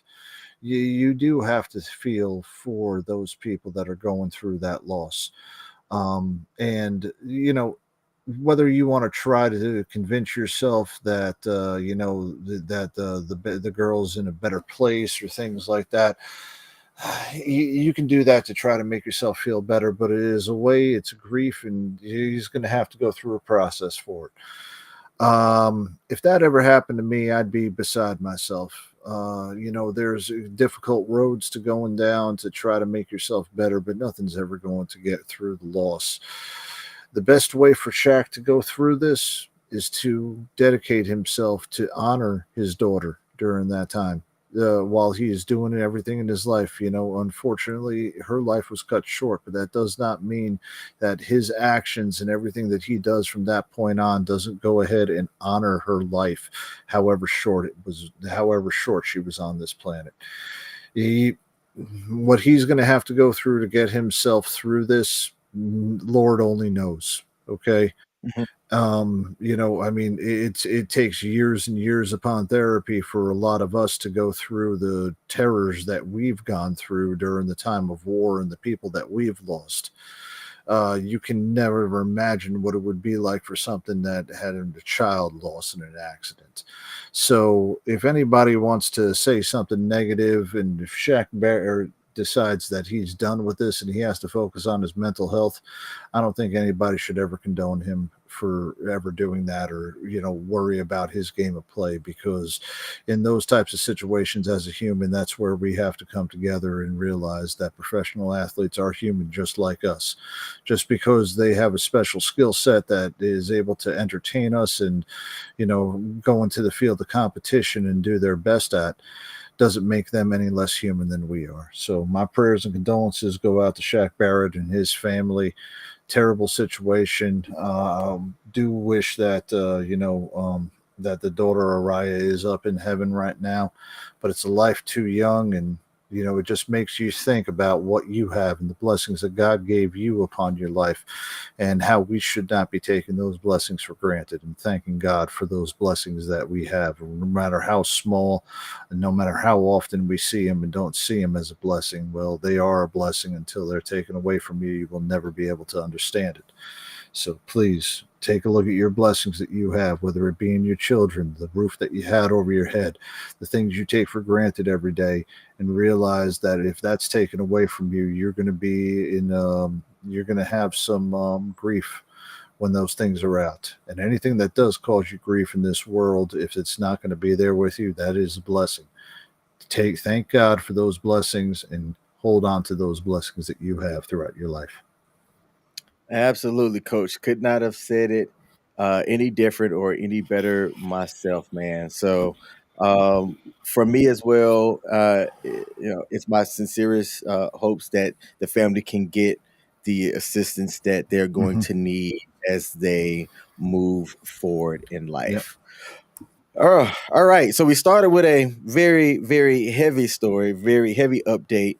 But sticking around the sport of football, we have a lot of interesting stories, video footage, sports facts that came out of the NFL draft, which occurred from Thursday to yesterday, was the conclusion of it. Mhm. Oh, man, let's let's.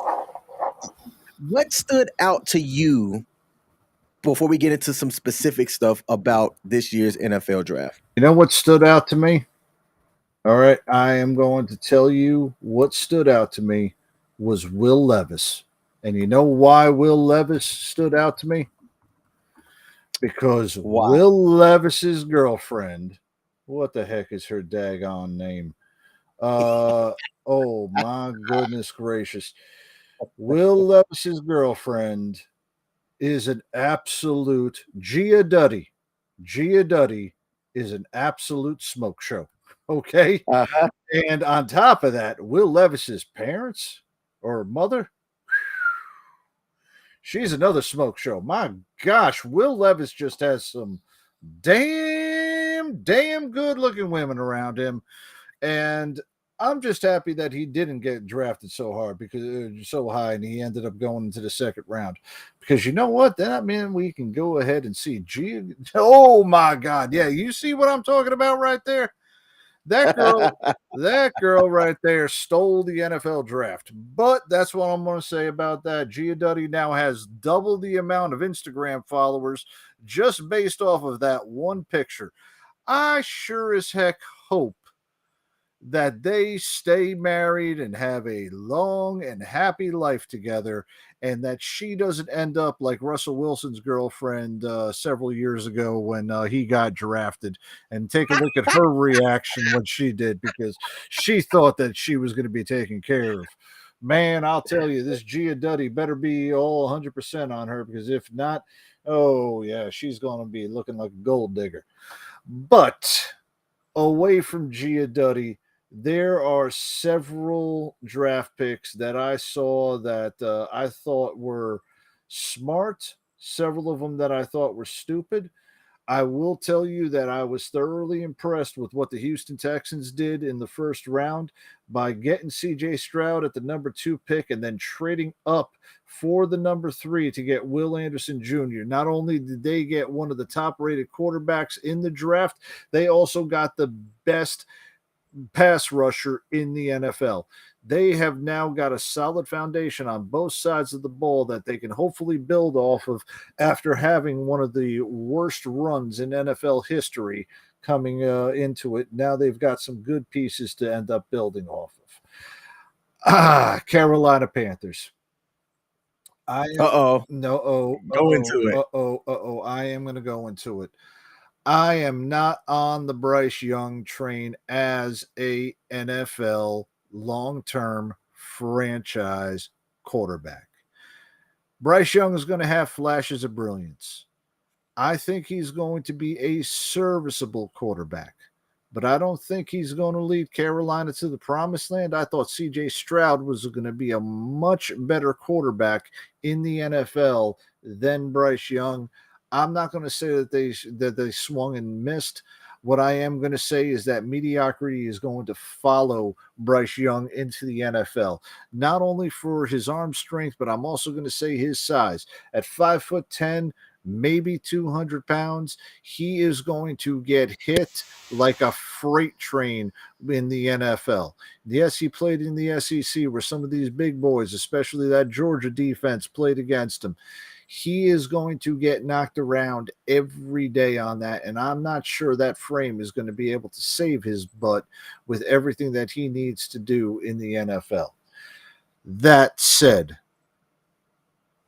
the quarterback position in the NFL has become absolutely ridiculous with how much money they are paying these franchise quarterbacks. And before the draft, I'm not sure if you saw the extension that Lamar Jackson got from the Baltimore Ravens after going through that entire process of the non-exclusive franchise tag and no NFL team trying to bid him in the free agency market.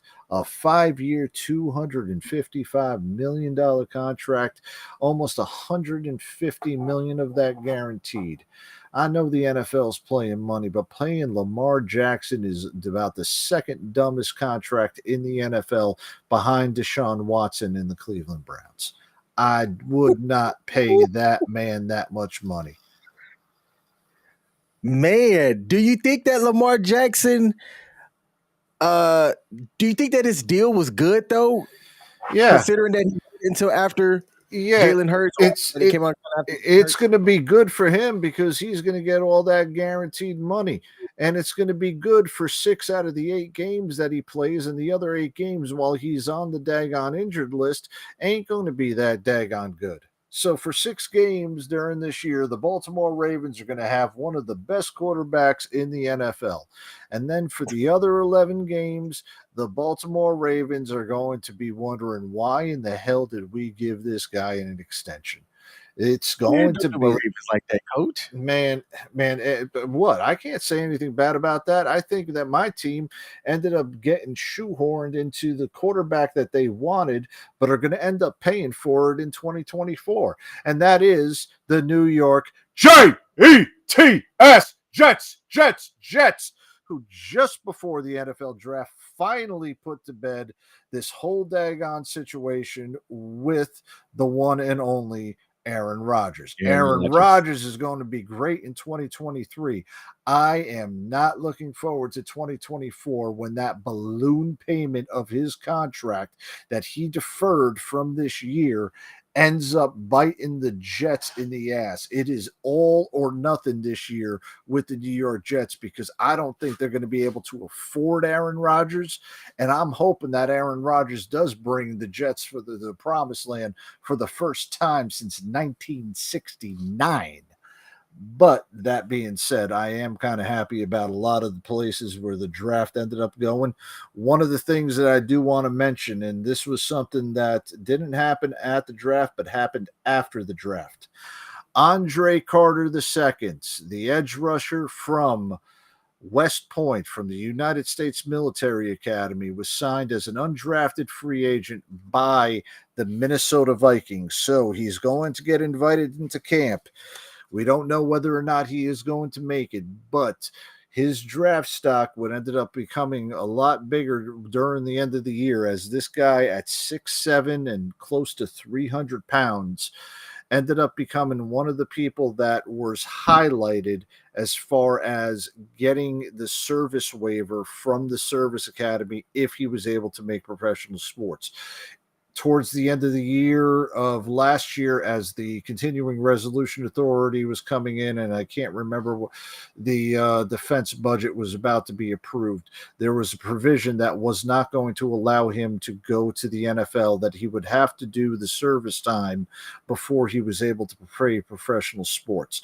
It was something that was enacted by President Trump, and was about to be the time period was going to expire. President Biden signed it in the Defense Authorization Act so that he was able to actually play the NFL. I hope this guy does make the team, because he would actually be able to be one of the first service academy players to play professional sports in quite a long time. There hasn't been that many, because many of them end up, just not being good enough to play professional sports. But I do hope that Andre Carter II does make the NFL. I hope he plays this year. And let's be quite honest, it's not like we need another lieutenant from West Point in the United States Army to pick his nose and say that he knows absolutely everything. So let this guy play football. He might be better off. Hey, we talked about him either on our first or our second show together. Yeah. We highlighted him. So, yeah, and we talked about that rule for people coming out of the service academies who have the opportunity to play professional sports. Yeah, I think it was the first episode we were talking about it, because the Defense Authorization Act had just been signed.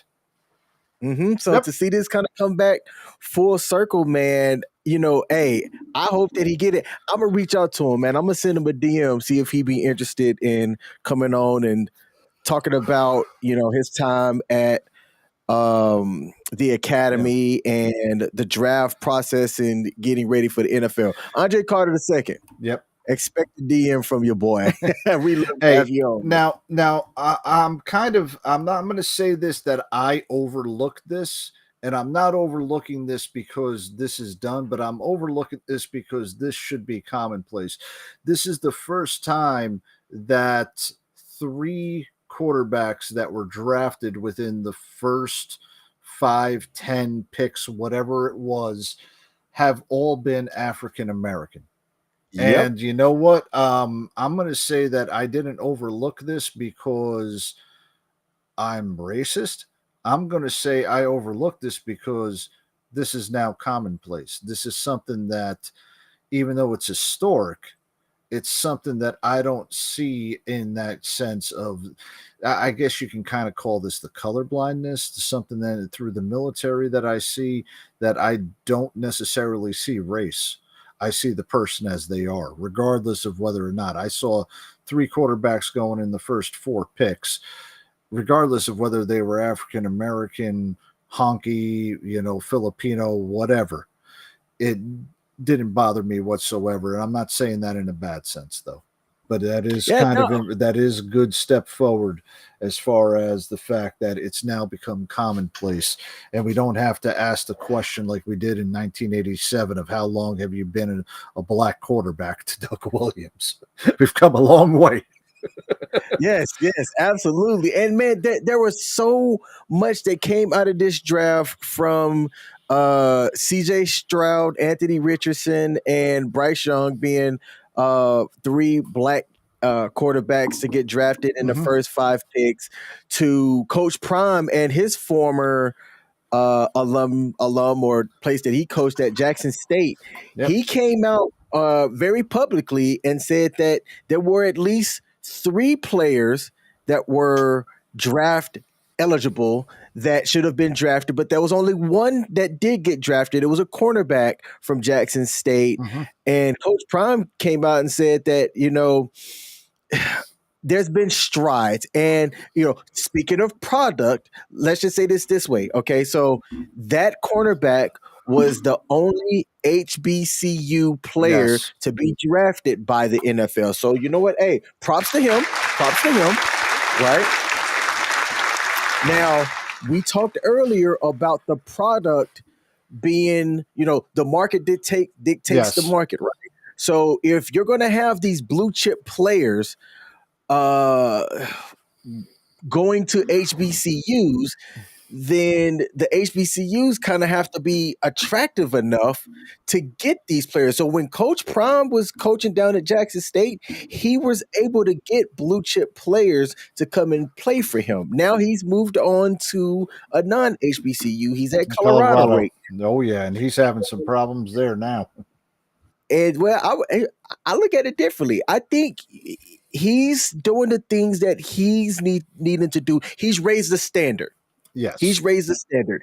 And there are going to be some people that when you come in and you enact changes the way that he has, which he has a bar set here, you're going to have people that are talented that if they were to put in the work, that they could have everything that they ever desired. But they're going to have to come up to Coach Prime's standard. And he's had several people, including some key pieces that other analysts and stuff saw as being cornerstones of that team, enter the transfer portal and say, I'm out because, this is not what I want to do. And I think it's a mistake on some, not all, right? I think you have to balance doing what's best for you. But when you have somebody like Coach Prime and the people that he's bringing in and just that name and stuff, and all he's asking you to do is, hey, I need you up here. I think you bust your ass to get to that standard so that you can succeed not just on the field, but off the field as well. I think so as well, too. I think,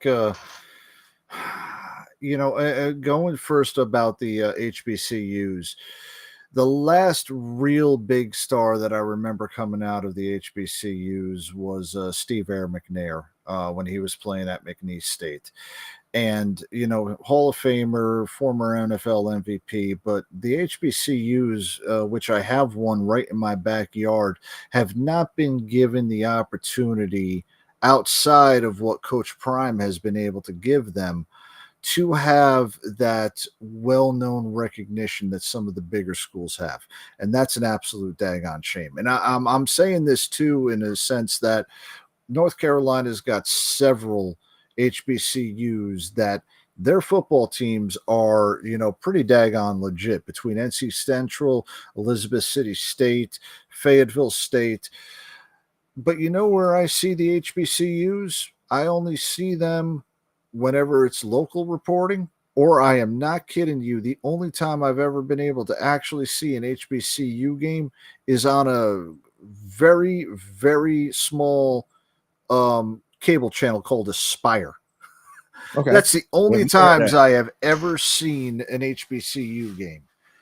Mhm. The HBCUs should have been able to, they're not as well known. I do believe that there is the talent that should have been drafted before then. I do think that there should be something where I'm not going to say this is a mandate, but I do believe that there is enough talent in these HBCUs that should be getting more of a chance. Now, going to Coach Prime. Coach Prime is an enigma. Coach Prime is setting a standard, much in the same way that other high-profile coaches have set a standard.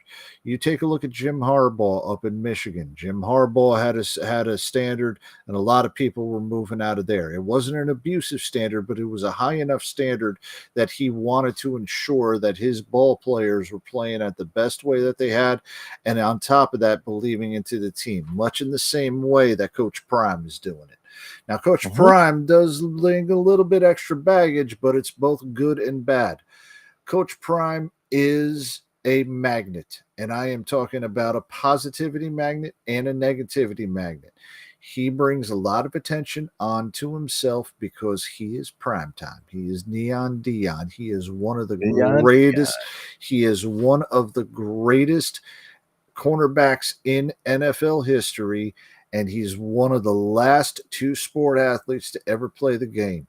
He brought a lot of attention on himself because of the way he was and the way that his attitude is. But he is that knowledgeable where he not only knows what it was like to be sitting on the couch and getting talked to by phenomenal schools like Florida State and Bobby Bowden, but he also experienced it with his son getting recruited to go to schools, and now he's on the other side of it. So he's got a whole gambit of knowledge, not only just on the X's and O's, but also through the recruiting and what it means to be that young child through there.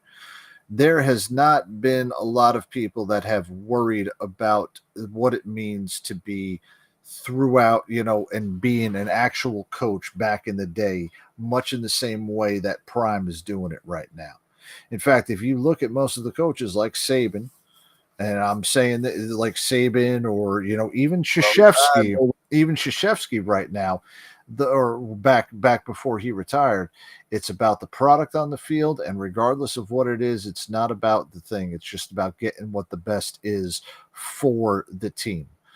Coach Prime is not only trying to get what's best for the team, but was trying to get the best for the young men, much in the same way Jim Harbaugh is doing it. So while he's going to go through some of these struggles, it's going to be an adjustment period. I do wish Coach Prime will get the opportunity to do that, because it might not be as instantaneous as a lot of people think, but I do think that he is bringing back an old school method with his knowledge that is going to shape the young men into being better young men, and in the turn, the team is going to be a much better team at the end. Yep. Oh man, I like it. I like when Coach be dropping his nuggets. They call him the coach for a reason. John happened to me said that I also have to acknowledge 2 graduates from Maryland high schools who were drafted. One from Frederick County Public Schools, which is where I live, and I'm going to highlight that person, and one from Baltimore City Public Schools. So the local guy, I'll just say it, I live in Frederick County, and there is a local graduate of Tuscarora High School, Jordan Addison. He was a wide receiver, played his college ball at USC, got drafted in the first round by the Minnesota Vikings. So let's give a round of applause for the local boy, at least local to me. Good for him. Local to me, who got drafted in the first round and have an opportunity to succeed. There was another player, Stephon Diggs' brother, Trayvon. When I was doing Uber one time, I Ubered his mom and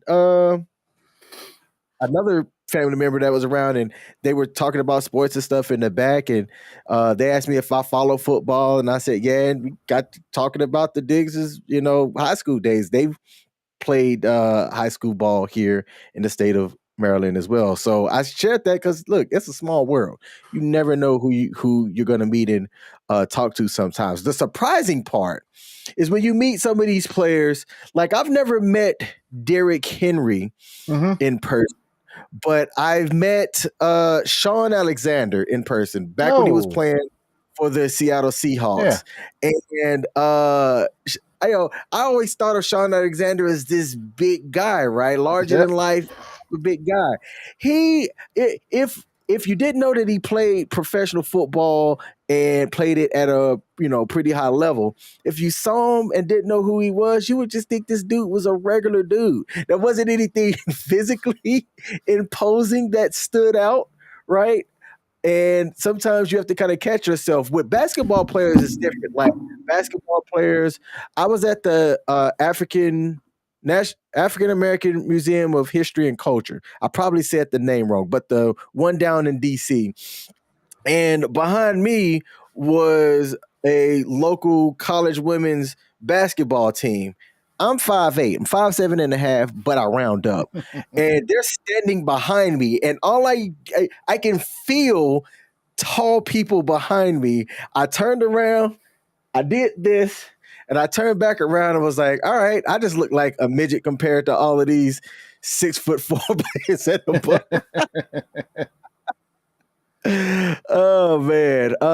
Grooming and Reviews asks, Do you think that the Jets can do it again this year or do it this year? Oh, brother, I am so far away from the fact that if I say the Jets do it this year, I'm going to end up being disappointed.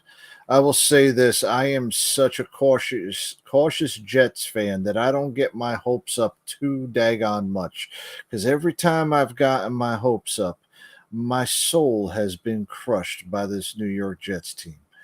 I will not say a daggone thing all season. I will be rooting for the Jets. I will hope that they do that good, but I will not get my hopes up, because 3 times in my life, the New York Jets have gotten to the AFC Championship game. And for 3 times, I thought that they were going to make it to the Super Bowl, and they have not. They came up short in 98, came up short in 2010, and in 2011. I will not put that curse on it. I will just say that if the AFC Championship game goes through East Rutherford, New Jersey, I will not say anything until the fourth quarter and be positive about it. I'm not going to be negative, but I swear to God, I will be rooting for him, and I will not get my hopes up until then. Hey, I do have one more story I do want to talk about, and that actually happened with the Pittsburgh Steelers. So on day 2 with the 32nd pick in the NFL draft, the Pittsburgh Steelers drafted Joey Porter Jr. I was gonna bring that one up. Oh, yes. you were? Yeah. No, please. Hey, talk about this, because this was freaking awesome. Now, this is awesome because that name sounds familiar, and that name is kind of loved by several of the people in Pittsburgh, because in 1999, his father, Joey Porter, who ended up being a 2-time Pro Bowler, or a 3-time Pro Bowler with Pittsburgh, a 2-time All-Pro, and a Super Bowl champion over at Super Bowl 40 with the Pittsburgh Steelers, was his father. And guess what? Now we got the father and son drafted by the same team that got him started. And you know what? I am hoping nothing but the best for Joey Porter Jr. He's going to have some shoes to fill, much as you would with an all-pro father, and going back to that location. But that team is going to welcome him in, or those fans are going to welcome him in with open arms. And I swear to God, I hope Joey Porter Jr. turns into a great quarterback and gets Pittsburgh back into the Super Bowl with them, because that team is going, that those fans will absolutely love him to death, just as they did with his father. Absolutely. I saw that story, and I saw a photo where it was Joey Porter in uniform and his son on his shoulders. And then, like, I don't know, something about that photo just made me smile, man. Yep. Because I'm like, yo, that's fantastic. Like, you know, he was talented enough to get drafted day 2 and drafted by a team that, when you say Joey Porter, you think Steelers. And to see that kind of come full circle, there was something that you said that I have a joke. Now, I hope this lands, okay? You've got the father, the son, and the terrible towel. The Holy Trinity right there, baby.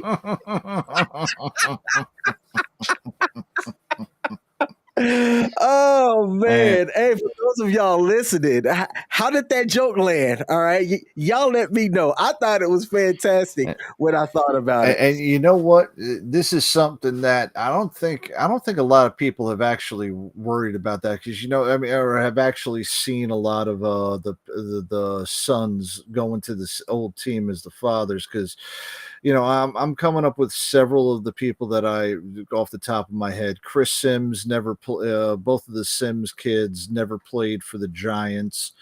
You know, and following their son Phil. Dorsett's kid, even though he went to Pitt, never played for the Cowboys. Dorsett's kid was on that Tennessee Titans team that lost the Super Bowl against the Rams back in 2000. Starting to think about other kids. None of the Manning kids went to New Orleans and played in their father's footsteps, and I'm starting to realize that this might be the first time that the team for the father played for, now the son's playing for, and that might be a little history making out of there. It might be pretty cool to see something like that, and hopefully, he doesn't have to, cast too big of a shadow is what I'm trying to get at. Yes, and they have the same name. That's what I like. I believe Barry Sanders' son, who played at Stanford, but I don't think he played at Stanford the entire time, right? So, son of legendary, to me, my favorite running back of all time ever is Barry Sanders. Played for the Detroit Lions for, I think, 10, 11 seasons, somewhere around there. Greatest NFL running back of all time. His junior year, college year, phenomenal. The highlights that come out of that, if you Google it on YouTube, I bought his book. I still have the DVD that came from that book. Oh, love me some Barry Sanders. Yep. His son is also named Barry Sanders. He went to college. I want to say he played somewhere else and then transferred to Stanford. He played at Stanford first and then transferred to Oklahoma State, his father's alma mater. Ah, okay. Yep. So he did start off at Stanford. I want to say he was there when Christian McCaffrey was there. Yep. So and Barry Sanders' son right now is over at Michigan State. One of his other sons, Nicholas Sanders. Mm-hmm. Yep. So to see somebody like Joey Porter, who carries the name, also makes it to the pros and gets drafted by the same team that his dad played for, man, you couldn't have written a better script than that. Yeah, I'm doing a quick looking at some of the father sons that have been around. Kellen Winslow II. Let's just not get started with him. Thank God he never went to San Diego and pulling that out. Don Hasselbeck, his kids Tim and Matt both played the game. I forgot about Bob Greasy and Brian Greasy. Brian Greasy was on that Michigan championship team back in '97. John Bosa, Nick and Joey are both of his kids. You still have Archie and Eli Manning. And I'm just looking at the other ones that happened. Apparently, I didn't know this. Ronnie Lott's kid is Ryan Neesey. I had never heard about Ryan Neesey, but we got them there. And, I'm still waiting right now. I'm still waiting for Antonio Cromartie's 12 kids to make the NFL. One of them.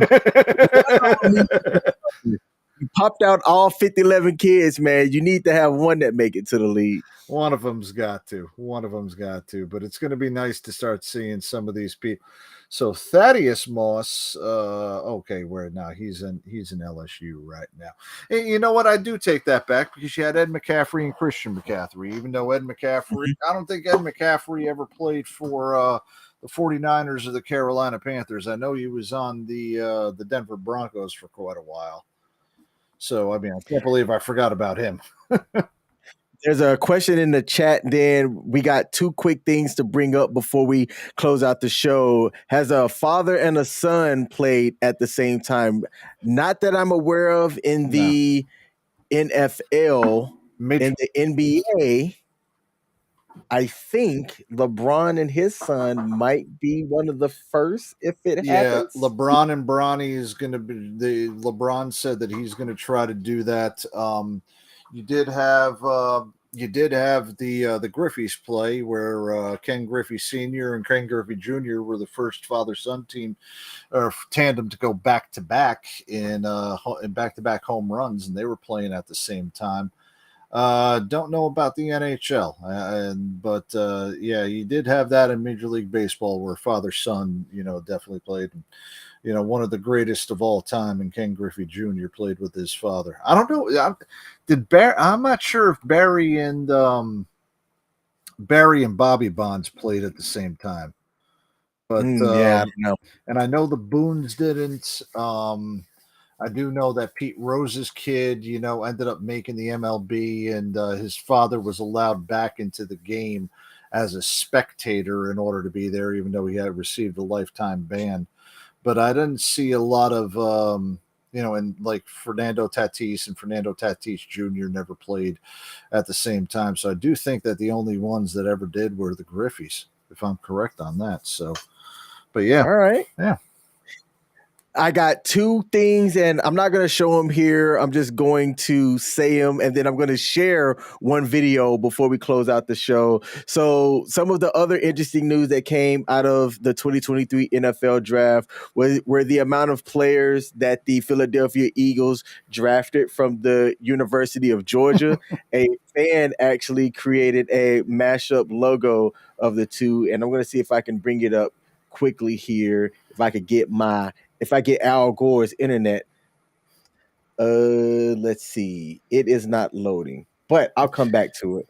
I did see that the Eagles have in one draft basically drafted all of Alabama's offense, and then in the other draft they drafted all of Georgia's defense. So the SEC is going a lot on that.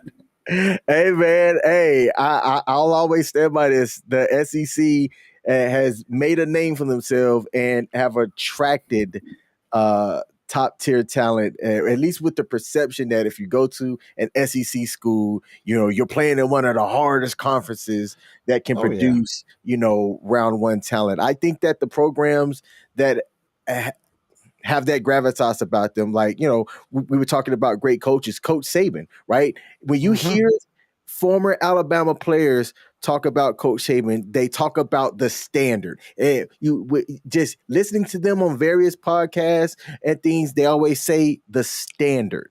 And they talk about it as if it's this easy thing, but no, it is a process. It is a higher standard than normal, but the results speak for themselves, right? So you can go there and play for a Coach Saban team, and you could be the third or fourth string running back. People aren't really going to know who you are, but you can have that pedigree where Coach Saban might say, hey, this guy was the third or fourth string running back. He didn't really see a lot of playing time throughout his career, but even some of those guys have gone on to capture NFL, XFL, even away from sports, other business ventures, because they followed that standard and that process and have gone on to succeed in whatever they've done outside of college football. Yep, and you don't hear about that standard all too often in the modern game. The last coach that I ever heard that used to do something like that was the great Dean Smith out of UNC, where a lot of his players, outside of basketball did great, and then there was a lot of those players that were riding the bench and ended up being phenomenal basketball players or did great in coaching. Yep. The other story that I'm going to share here prior to showing this one video is there was an NFL scout of the Dallas Cowboys, and the Cowboys drafted this scout's son, and the emotions that overcame the father was caught on camera. And it was one of those like heartfelt stories that you see this, you have this guy, he does this as part of, his living, and to see his offspring or his son get drafted and to see this father have the emotions that he had, man, I thought was pretty dope. To close out the show, Coach. Yep. Luca Van Ness is a guy who got drafted by the Green Bay Packers on the 13th pick, right? And this year, when you had the NFL draft, you had all of these, some people showed up, I think it was in Arizona, for the NFL draft festivities. And then you had other people that chose to stay home. Well, if you were expected to go in the first round or so and you got invited, you had people around you. But for others that chose to stay home or wherever they went, it's a big deal to be drafted in the first round, even the second round. Oh, yeah. And you're going to have camera crews and stuff on national TV. There's been so many blunders that have occurred with these NFL draft stuff that you would think that by now for the top players, they'll prepare not just the players, but the people around them to not do anything that's going to besmirch their name. Mhm. Well, one particular player's dad got on national TV and just watch what occurred when this guy got drafted as the 13th pick. Let's unmute this. And then actually, if I play it here, y'all should be able to hear the audio.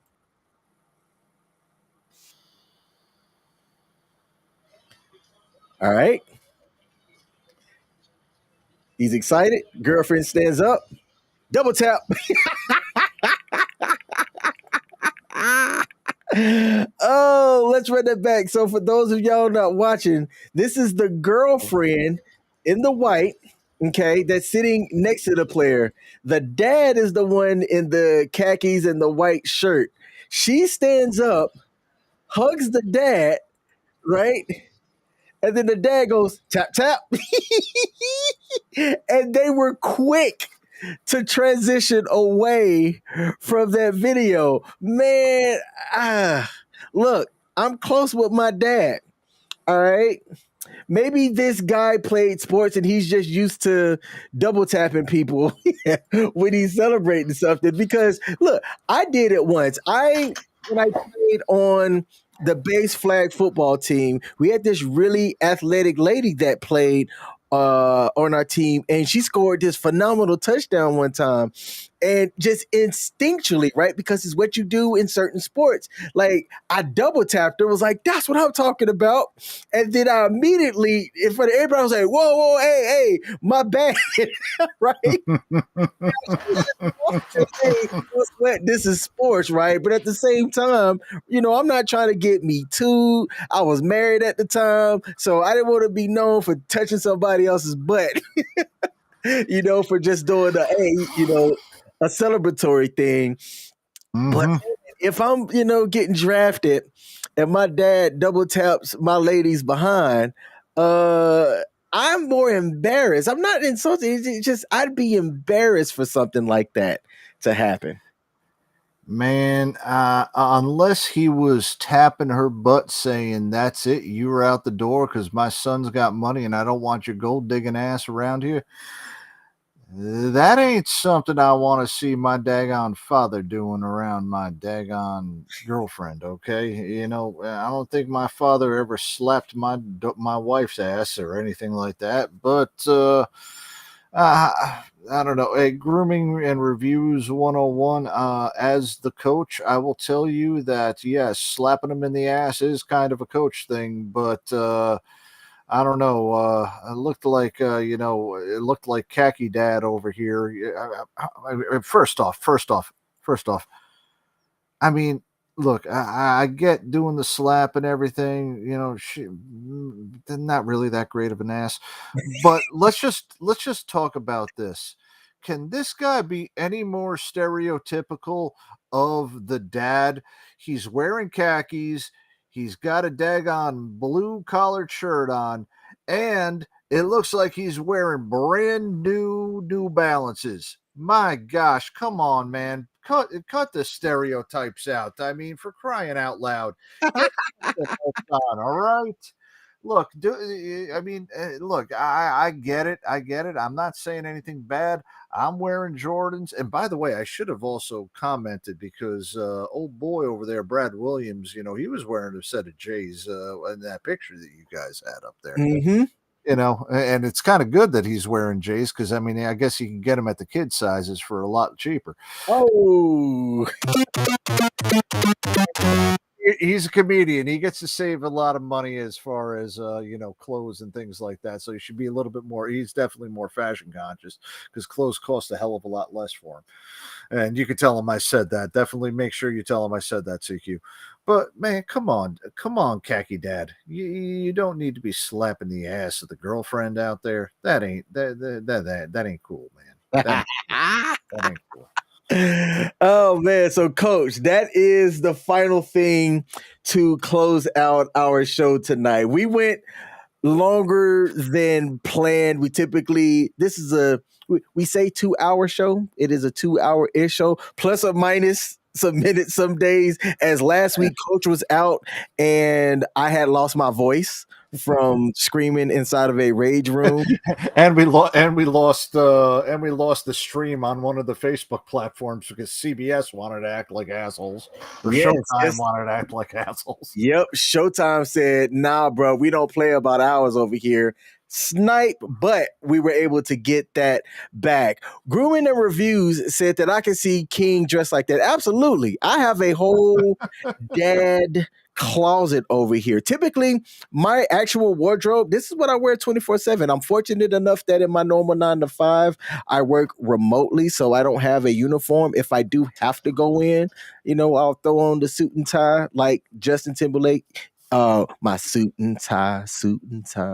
But for the most part, man, I'm in a black tee and athletic shorts, but I will absolutely dress up like a dad in a heartbeat. I got a pair of the white New Balances in the closet right now. I wear them as a parody on certain photos. My lady has not seen me in them yet, but I do have them because, hey, look, I'm gonna be real. They comfortable as hell.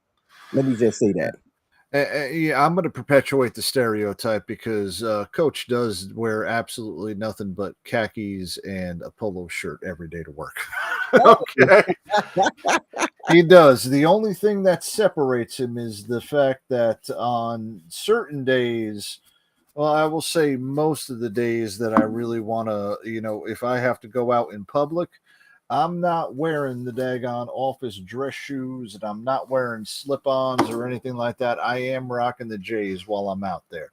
That's what And I'm on talking and on Fridays, I do wear my Aloha shirt. So that being said, I try to get away from the stereotypical dad uniform whenever I can, but seeing that my work kind of mandates that I do that, kind of have that uniform. Yeah, I am kind of comfortable because that's all that this middle-aged white guy talks, wears anyway. Okay, coach. Hold the front door. We have Okay. a celebrity in the comments. My own mother has popped into the live stream and said, "Hey, son," with 2 emojis. First of all, let me give her a thumb clap or a congratulatory clap for the proper use of emojis by a mother. All right. And second of all, hey, Mom, thanks for popping up and checking out the stream. I know I shared it on my personal Facebook page.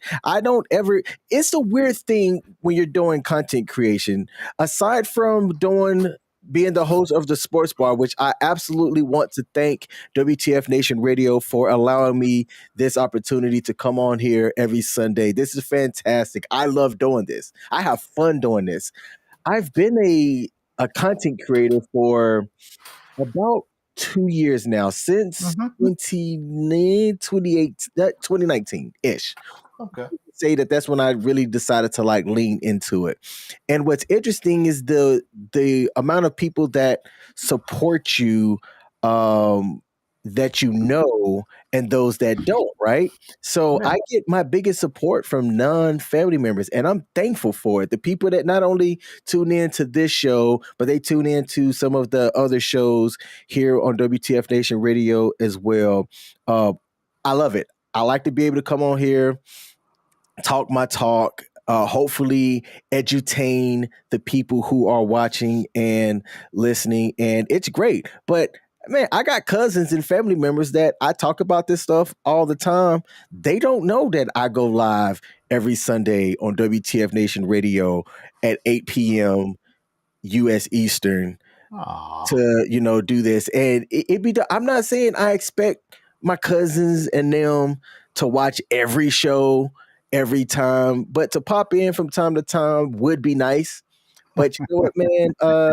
It is what it is. I'm happy that my mom decided to pop in as well. And even Ice acknowledged and said, hi, Mom, as he is over there listening and handling the social medias over there at U.S. Army WTF Moments. So, Mom, I said all that to say, I don't know how long you've been watching in today's episode, but thank you for listening to Coach and I talk all things sports and life here at the Sports Bar, hosted on WTF Nation Radio. All right. Yeah. Let's see. Awesome. Thank you for watching us, Cece. Definitely appreciate it. I wanted to say Mrs. Smith, but didn't know which way she'd want to go. She seems to me to be one of those people saying Mrs. Smith was my mother-in-law. I don't want to be called that. She would. You are spot on. So she is a grandmother as her son. Me, I have a daughter who is 15, about to be 16. She doesn't like the term grandma. She's like, no, call me glamma. Glamma. So yes. Salute. See, I got my wife wants to be called Bop to her grandkids, and I'm gonna be, well, I ain't gonna mention my name, but I'll just say I'm either gonna be called Papa or I'm gonna be called Big Papa. Big coach. Yeah. Rock yeah, up. I don't think. Yeah. Tell my grandkids to call him coach, and then I'll slap them in the ass just like that other guy did. Way to bring it back. I love the follow up. All right, Coach, we are going to wrap up the show, and nobody can wrap up the show the way that you do. So I'm going to display all 6 shows that we currently have here at WTF Nation Radio, and you are going to tell the viewers and listeners what those 6 shows are about. Coach, you have the floor. Well, ladies and gentlemen, as you all know, WTF Nation Radio comes to you live 6 nights a week on U.S. Army WTF Moments and WTF Nation Radio across Facebook, YouTube, Twitter, and Twitch. And the week always starts off every Sunday night at 8 o'clock with the Sports Bar. Myself and King Smith bringing you the greatest, and the most up-to-date of what is happening in the world of sports. We transition over into the Monday and start the week off right with Ice on the Monday edition, where we talk about what is happening within the military. Ice has got well, I don't remember who the heck his daggone co-host is because he's been running solo for a while. But regardless of that, I know he's gotten some great hosts that have been coming on here left and right. And you definitely want to tune into one of our flagship shows on U.S. Army WTF Moments and WTF Nation Radio. Bring it over to Tuesday for the one and only CQ and Pop Culture Warrior, where we discuss everything that is happening within the world of pop culture, whether you are an MCU fan, a DCU fan, a TV fan, comic book fan, or a movie fan. Don't matter who it is. And the guests keep on rolling this week. Berto Colon, not Bartolo Colon, Berto Colon, who is been in several TV shows like Orange is the New Black, Two Night Stand, Show Me a Hero, and Conviction. He's also in Power Book 2 Ghost. He will be joining CQ on Tuesday for Pop Culture Warrior. On Wednesday, one of the great new shows. Oh, Berto was last week. Okay, dag blam it. What do I have coming on this week? Oh, I'm on the wrong one. You got David Soblov coming on this week. And if you guys don't know who David Soblov is, he is a voice actor of Gorilla Groot on the CW network, The Flash. He's also been Volibear on League of Legends for Riot's game, and he has done several other things. He's been in Transformers Rise of the Beast, League of Legends, and as well as Bumblebee. All right. Yep, I got him saying he was on The Flash. Thanks for the reminder on that, CQ. But let me go back into the Wednesday where we have the Smoke Pit hosted by Radar and TZ and everything that you wanted to talk about over at the squad leader level and just the bullshitting that you guys did while you were out there smoking your Marlboro Reds, your Newport 100s, or just wanting to get out of the daggone cough for a little while because you wanted to be sick and tired of your squad leader and first sergeant looking for people. That's It's what we talk about every Wednesday night. Now, on Thursday, Sergeant's Time with Ice. And for the past couple of weeks, Recruiter Times has been on to also promote their new podcast that they have coming on, Hero to Zero. But I will tell you that anything dealing within the military and the current events dealing with everything that's happening within the Army, the Air Force, and around the Department of Defense will be talked about on Sergeant's Time. We wrap the week up every Friday with Kaz and Pookie. On Friday Night Freedom, all of the news articles that caught our interest during the week, whether it be in about DOD, whether it just be dealing with the big items for the week, dealing about sports or anything, always got a great perspective between Kaz and Pooks. And every week we have this 6 nights a week starting at 8 p.m. Eastern Time, 7 Central, 6 Mountain. That's also 2 p.m. in Hawaii and Philippines. We don't have that girl from the Philippines this week, do we? I don't know what time we go on to the Philippines, do you? Shoot. Nope. No, we don't have her this week. I was going to ask her if we got it. But you will always catch us on WTF Nation Radio and U.S. Army WTF Moments across Facebook, Twitch, YouTube, and Twitter. I cannot do that as good as the coach does. His melodic voice just sounds a lot better when he does it as well. So, hey, Coach, man, thanks for coming on tonight as we wrap up the first quarter of 2023. I would like to thank the viewers and listeners who have came on to the sports bar. Like I said, I am issuing a challenge. I want the month of May. I want the people to make the sports bar the show that has the most like buttons hit and the most watched and comments throughout the month of May. So that's my personal challenge for myself and for the people out there. So, Mom, since you went on at the beginning, make sure you hit that like button on Facebook so that I can start this challenge off proper. To everybody else, I want to say thank you as well. Be sure to tune into the other shows as we host here on WTF Nation / U.S. Army WTF Moments. And I'm out. Peace.